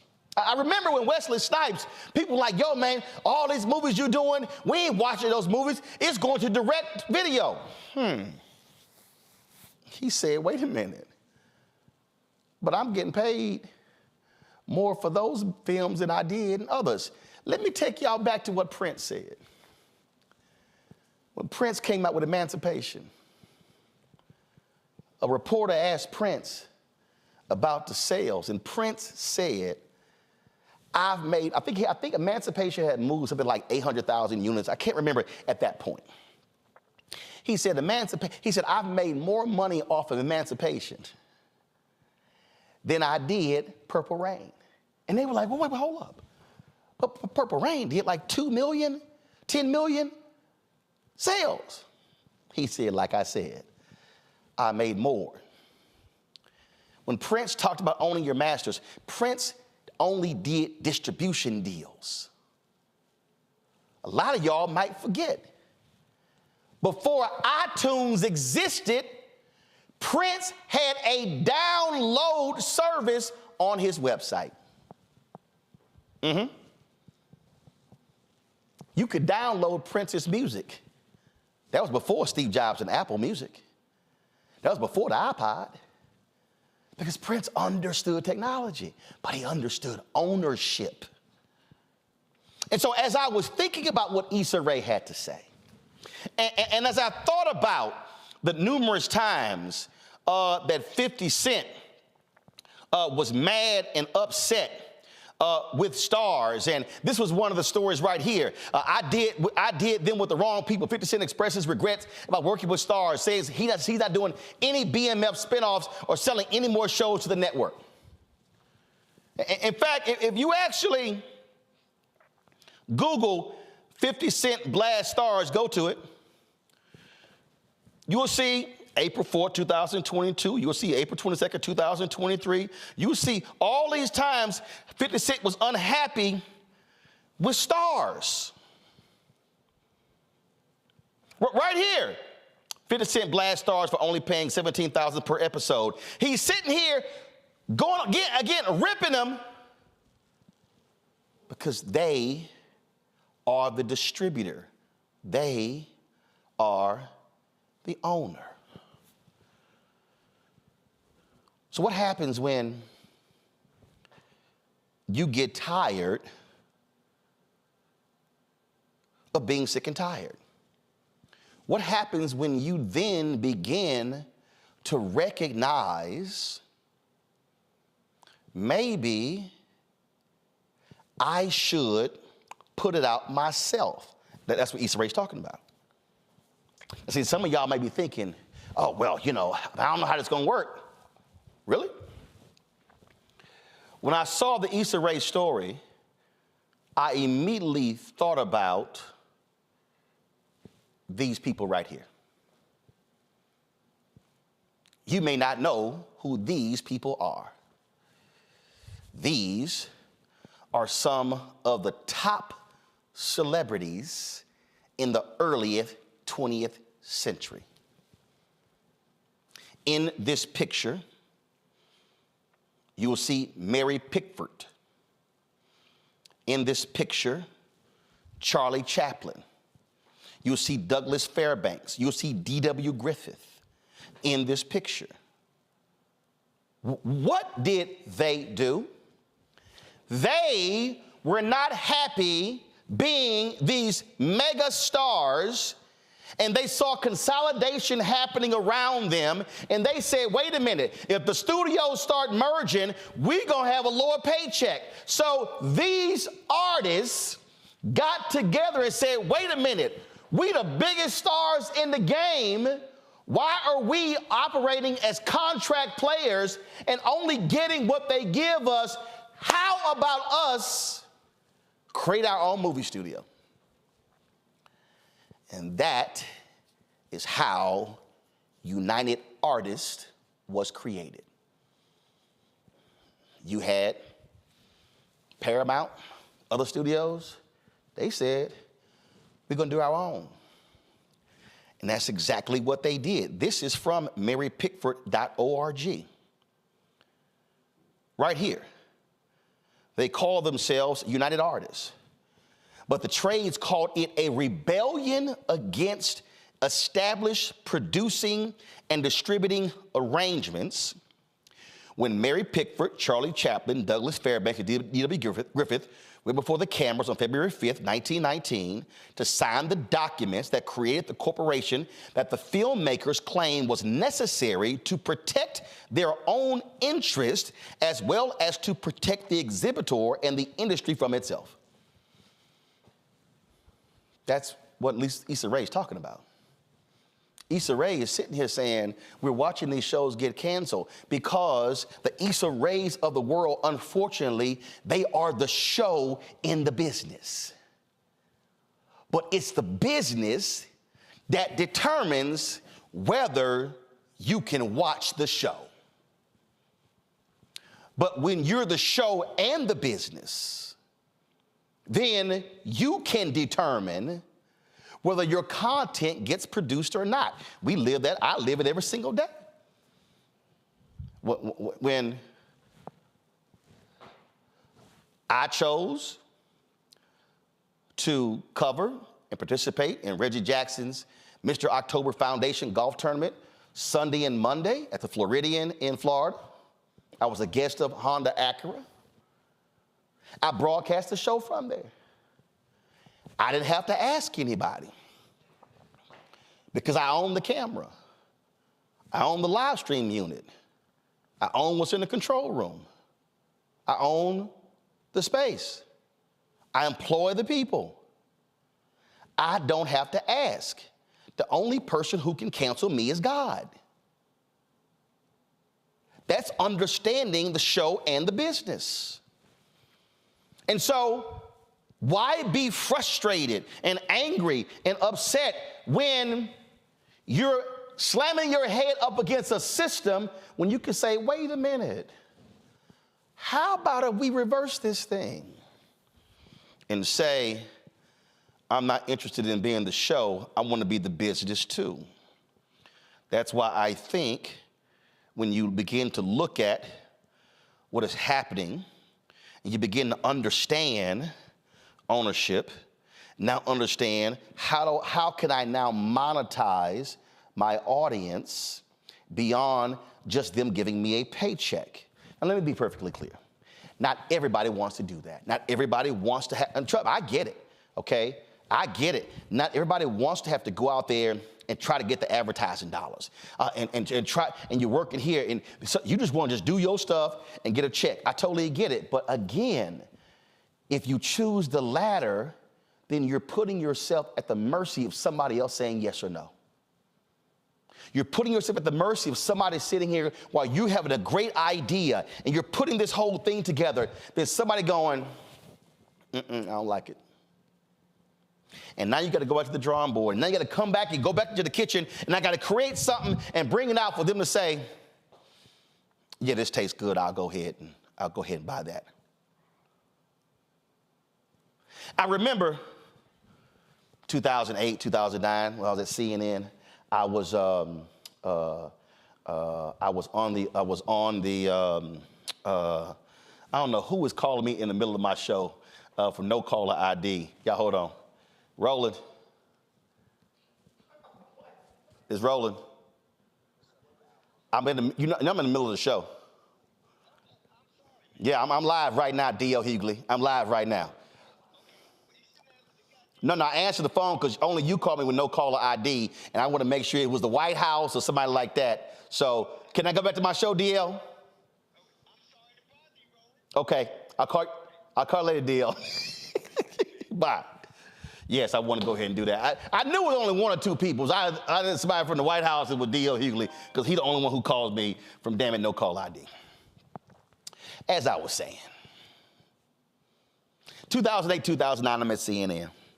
And everybody trying to sit here and want to do some stuff. So I get a phone call from HarperCollins. And they want to meet. And HarperCollins, so I go to the meeting, and we're sitting in the room. And HarperCollins, hey, we see you on CNN, and you're on Tom Jones Morning Radio Show, and you're doing all these things, and we'd love to do a book with you. So what kind of thoughts you got? So I sit there, and I throw out 3 or 4 ideas, and no. What else? No. What else? No. About the third no, I went, hold up. Let me explain something to y'all.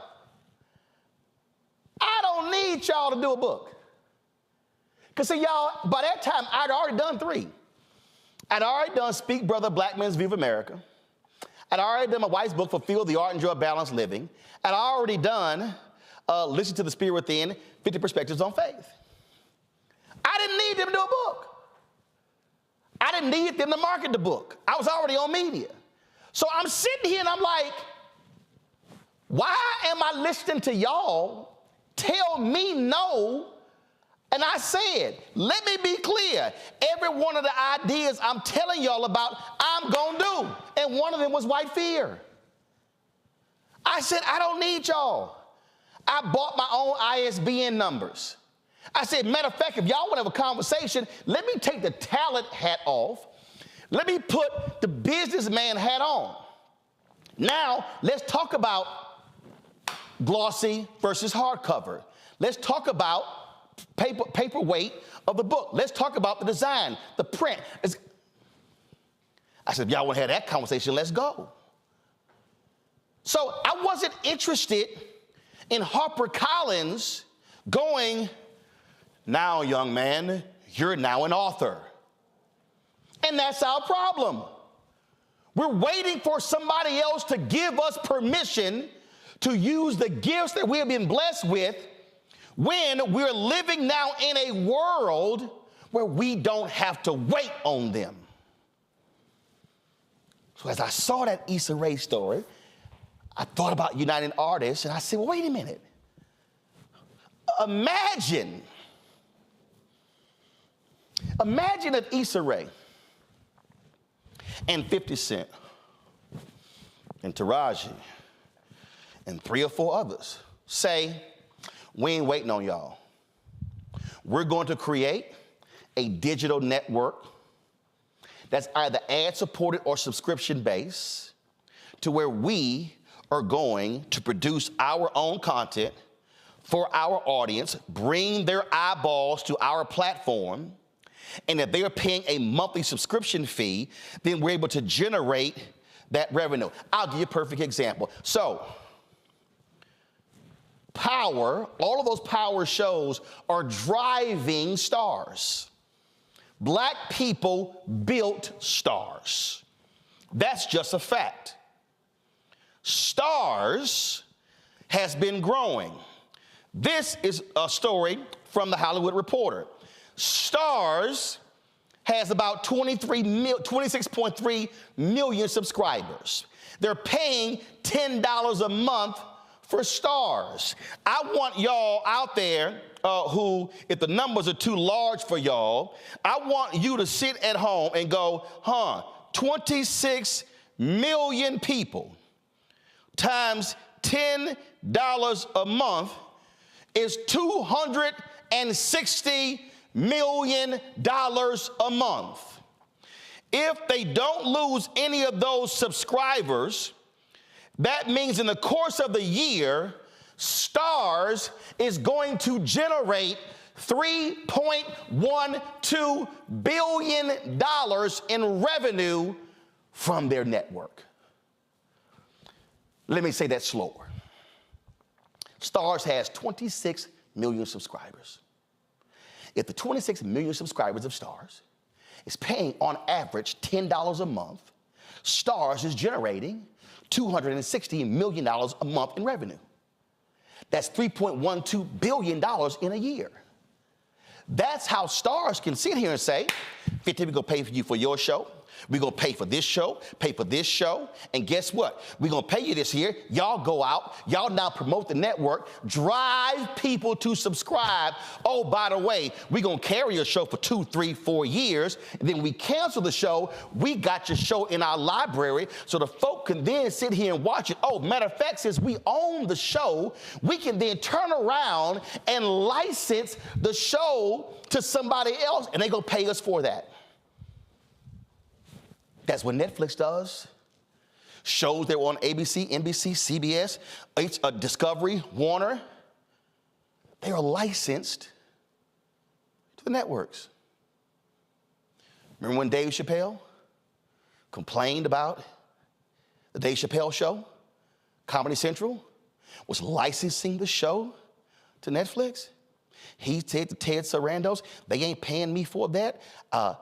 Please take it off, and they did. He then told his followers, do not watch the Dave Chappelle show on HBO Max. And guess what Comedy Central did? They picked that phone up and did right by Dave and cut him a big check. Then he said, y'all can go ahead and watch it. But imagine if we own the Netflix, if we own the Stars, then we're greenlighting our own stuff. Uh-oh. It's a perfect example. Fan base. Hold up, don't pull it up. Isaac Hayes III created Fan Base. Subscription-based platform. And so when you look at Fan Base and what they are able to do with Fan Base, they are able to create content that you can subscribe to, which means that if you created your own account on Fanbase, this is the website. If you go to Fanbase and create your own account, you can actually charge your subscribers. So let's just say, again, I'm just throwing numbers out. And matter of fact, let me just look over here. Let's just say if you're Issa Rae and you're on Instagram, and she has 4.4 million followers on Instagram.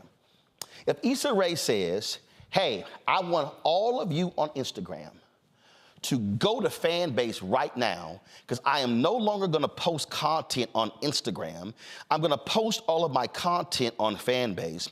And in fact, I'm going to launch new shows on Fanbase that you can subscribe to, $1.99 per show, or you pay a monthly fee and you get all the content. It's the same as having you on a streaming network. Let's say the 4.4 million people on Issa Rae's Instagram channel, let's say only 10% subscribe. That's 440,000 people, correct? That means that 440,000 people, 440,000 of her existing Instagram people, just 10%, all of a sudden say, I'm going to go to Fanbase and I'm going to subscribe to your Fanbase account to pay for the shows and your content. That's $4.4 million a month. And that means over the year, she can generate $52.8 million in revenue, which can then pay for the shows, the people involved, and whatever.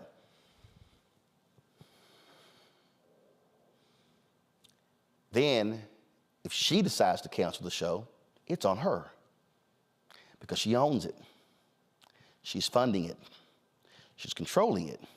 And you, the audience, you're watching it, and you're no longer at the mercy of somebody else. But let's say it's not Fanbase. Who's doing that? David Oyelowo and Nate Parker. What did they do? They got together, and they launched a streaming service called Mansa. And if you go to Mansa, this is it. You go to Mansa. It's an app. They're on various platforms and various fast channels. And so they have movies and other shows along Mansa. They raised about $8 million for Mansa. And David Oyelowo was speaking somewhere recently, and he talked about why they launched it. This is what he had to say. Mansa, we have basically a black-owned platform, which is black culture for a global audience. We recognize that black culture is the culture. It drives so much: music, literature, fashion, movies. You know, so much of it is driven by what we call black culture, which is not tied to black people. It's just tied to people. And so Mansa is an aggregator for that. There's so much undervalued content out there. You know, for every Moonlight, there is a vat of very, very good films that didn't get picked up at Sundance or Toronto, that just sits on a shelf or is not being... They did get into Sundance, and then nothing happened to the filmmaker after. Exactly. Sort of like, we let you into the party for 2 weeks, and then we never talked to you again. Literally, again, because so many of the platforms, so many of the studios, so many of the buyers don't share the values, the culture of the demographic who made it, and so it doesn't have the same value. So on Mansa, it's a home for that. And how do people access Mansa? It's a free platform. It's Mansa.com? Yes, it's ad supported. It's on smart TV.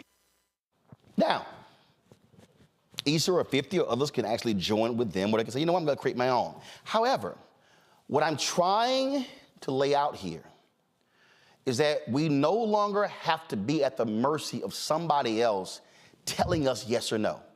It's no different than when HarperCollins told me no. I'm like, I don't need y'all. I can go hire me an editor, a copy editor, a graphic designer. I can publish the book myself.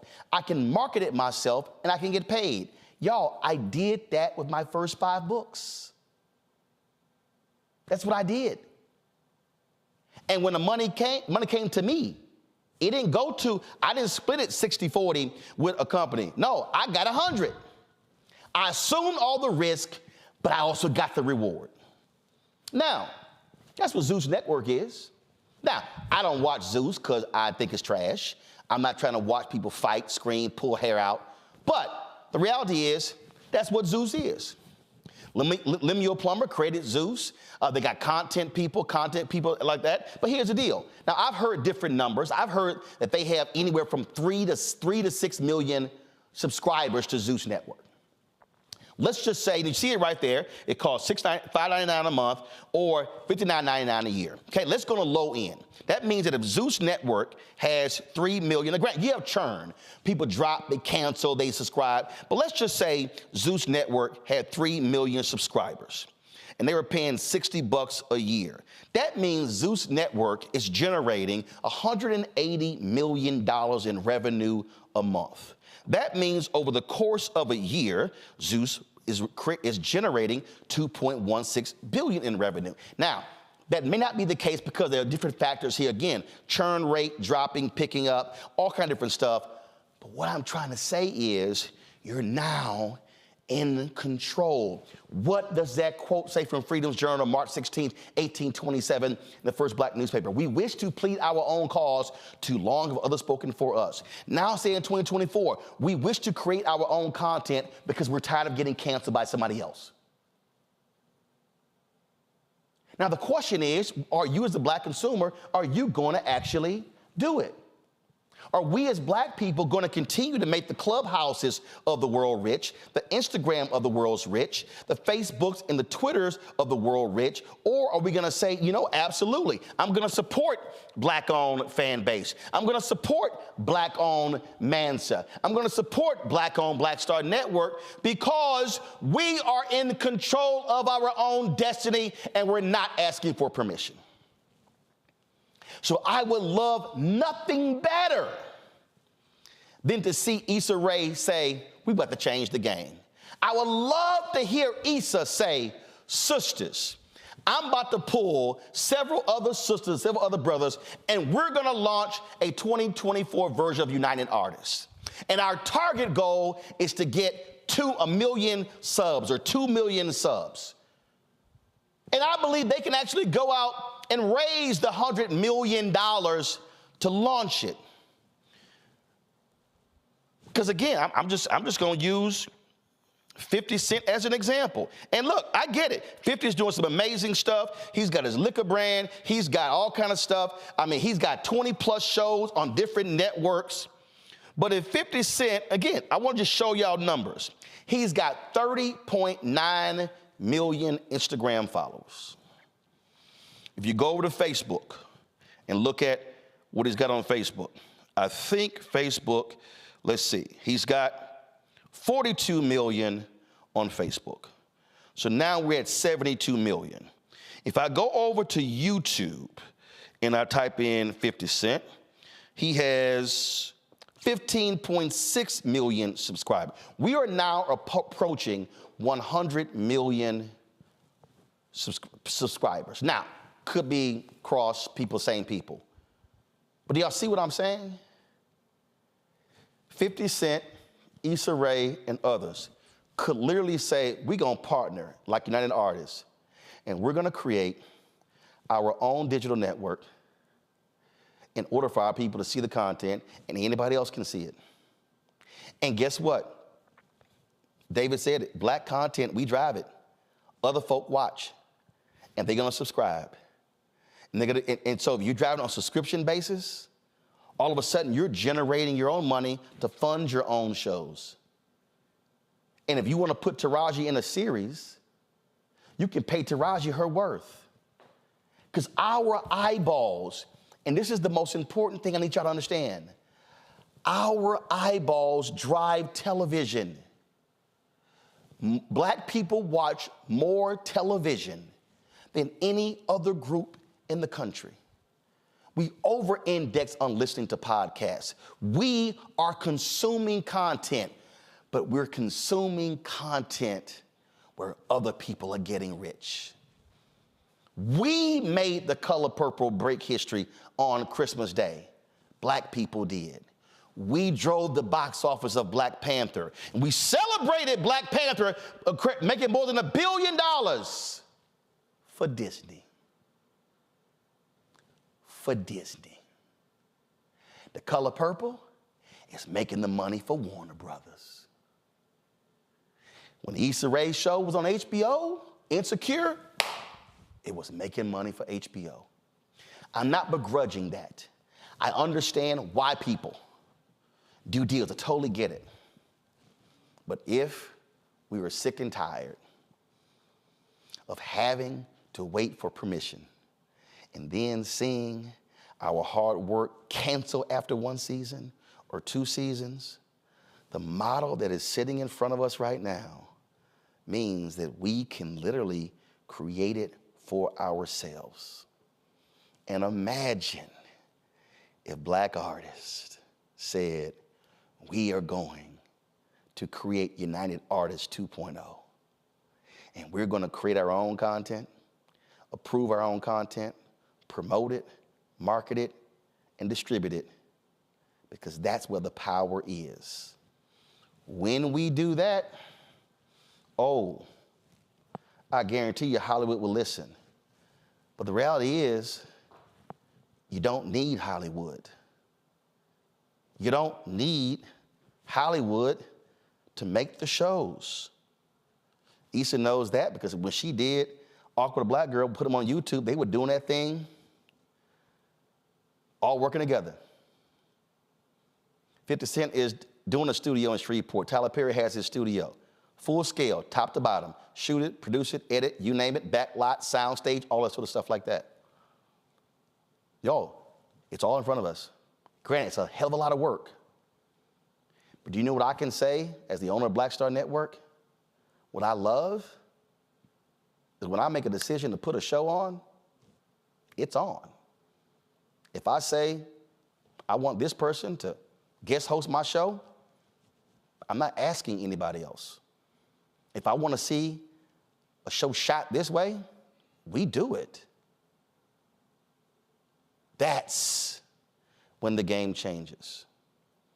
And I hope every one of you who's watching and listening now understands the economics of the business. There is show and there's business. And too often, as African Americans, when it comes to movies and television and music and culture, we are the show. We are putting on fantastic performances for other people, and our people are struggling at 40 and 50 and 60 and 70, and our show has sent their children to college and paid for their homes and provided for their inheritance. When we lock down the business, then we have a whole different conversation. Thoughts from my panel? I'll start with you, Rebecca. You know, Roland, I think you did a good job of really making the case for people to understand that in ownership in America, that's where, as Black people, we have our emancipation, we have our freedom. And a lot of times people ask, well, I see this person out here on this platform or doing this or that. But once again, the differences between, like I was talking about earlier, with Black targeted versus actual Black ownership. And like, to your point, you get to make the final decisions. You get to make the final say. And what's so important about ownership is not just having the final say for the sake of having the final say, but if you want to then build it and then sell it, you can do so. If you want to put it in your will and bequeath it to the next generation, you could do so as well. It's about long-term wealth building in Black community, because the truth of the matter is we live in the United States, which is a capitalist-based economy, which means if you don't have ownership of anything, then you will not continue to survive in this country. Even with all the racism in this country, I would say there are times when it appears that corporations actually have better and more full rights than just being a Black person in this country. Robert.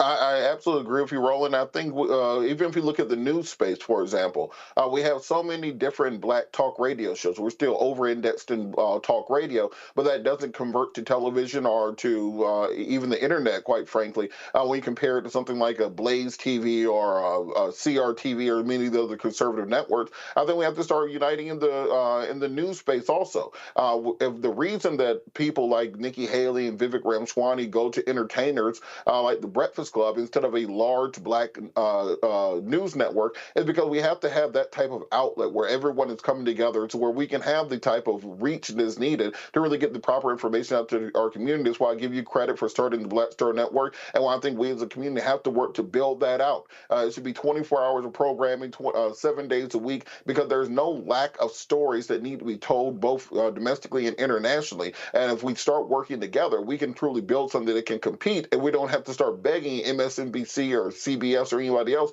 to put us on. They'll be begging to come onto our platforms to spread their information to our audiences. Jonquil? Very, very good points. I wanted to add that as it relates to Issa Rae, I did read that she also made mention about the role of the content that African Americans generally depict on screen, right? And one of them is struggling, or there are specific roles and stereotypes that until you begin to make your own and create your own, you're pigeonholed into what's made available to you.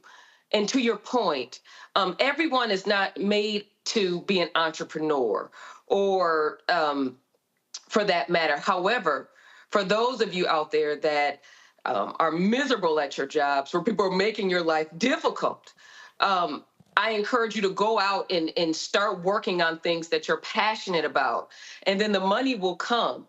And eventually, you know, the only freedom that you can have is when you are employed on your own. The other panelist made a good point, is that, you know, while working for someone else, you can survive, but it may be challenging for you to thrive. And we want us all to be able to thrive in this world.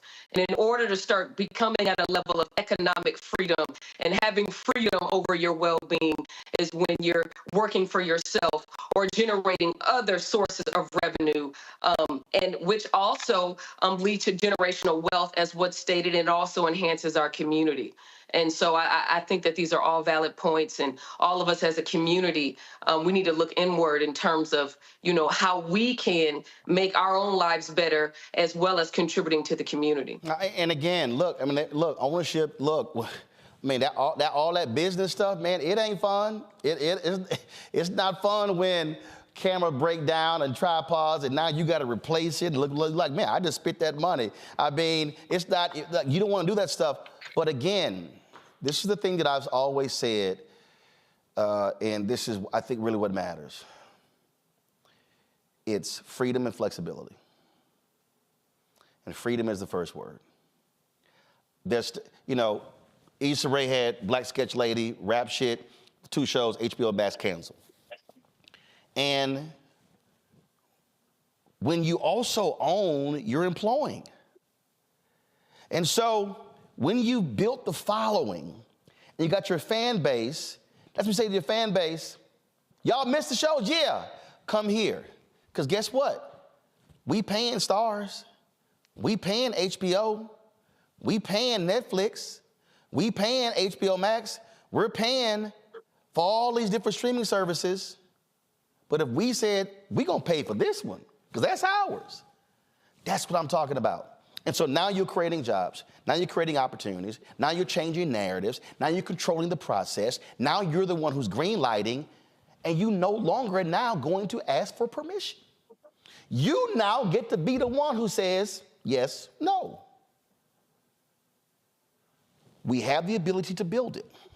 The technology has changed so much that you don't have to build a physical studio. You don't have to build this linear, none of that. The question is, do we want to build it? And so I just want our people to understand that we as Black people are making a lot of people rich. That's right. When we buy stuff, most of them don't look like us. So let's think differently and not just be about receiving a check, but about producing, signing checks. That is power. Folks, that is it for us. Let me thank Jonquel, Rebecca, Robert for being on today's show. Folks, hope y'all enjoyed today's show. I certainly appreciate the panel being here. We created this for this reason. This conversation, the conversation that we had on this show, opening up with Jam Master Jay, having Janell Snowden on, talking about the Breakfast Club interview, talking about the Plies video, talking about all these different things. The reality is, you're not going to see ABC, NBC, CBS, Fox News, all these people. You're going to see none of these people say, let's dedicate an hour to this conversation of Black ownership. You know why? Because they got to go ask permission. I don't have to. Because we control it, we own it, and we can have any conversation we want for however long that we want. That's why when you support us, that's what it actually means. I purposely am not charging a subscription fee because I know a lot of our people can't afford, or some choose not to pay a subscription fee. So there are people who stopped me in airports and said, man, all I got, remember I posted the photo. That senior saint in Atlanta, she said, all I got is $1. And she had it folded up looking like a bird. And she gave me the $1. Her dollar is just as important than $500,000 we got from a corporation. It doesn't matter. Every dollar matters. But we purposely are doing this because we do not want to have to ask somebody to talk about stuff that matters to black people. Join our Bring the Funk fan club. Send your check and money order to P.O. Box 57196, Washington, D.C. 20037-0196. Cash App, $RM Unfiltered. PayPal, R Martin Unfiltered. Venmo is RM Unfiltered. Zelle, Roland@RolandSMartin.com. Roland@RolandMartinUnfiltered.com. Folks, when you buy my book, White Fear, How the Browning of America is Making White Folks Lose Their Minds, you're supporting this show as well. Money going right back into the show. And so available at bookstores nationwide. You can get the Audible version, audio version on Audible. I read it as well.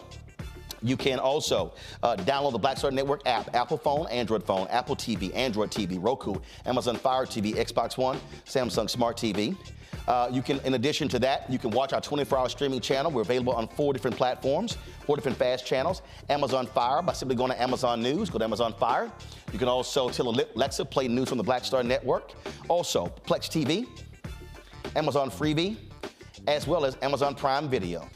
Folks, that is it. I will see y'all tomorrow. I will be broadcasting from Dallas. Reverend Freddie Haynes has his installation and a social justice initiative happening in Dallas. Him, of course, the new CEO, Rainbow Push Coalition. So I'll be broadcasting from there tomorrow. I'll see you back in the studio on Friday.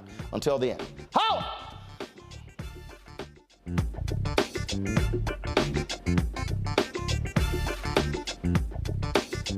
Black Star Network is here.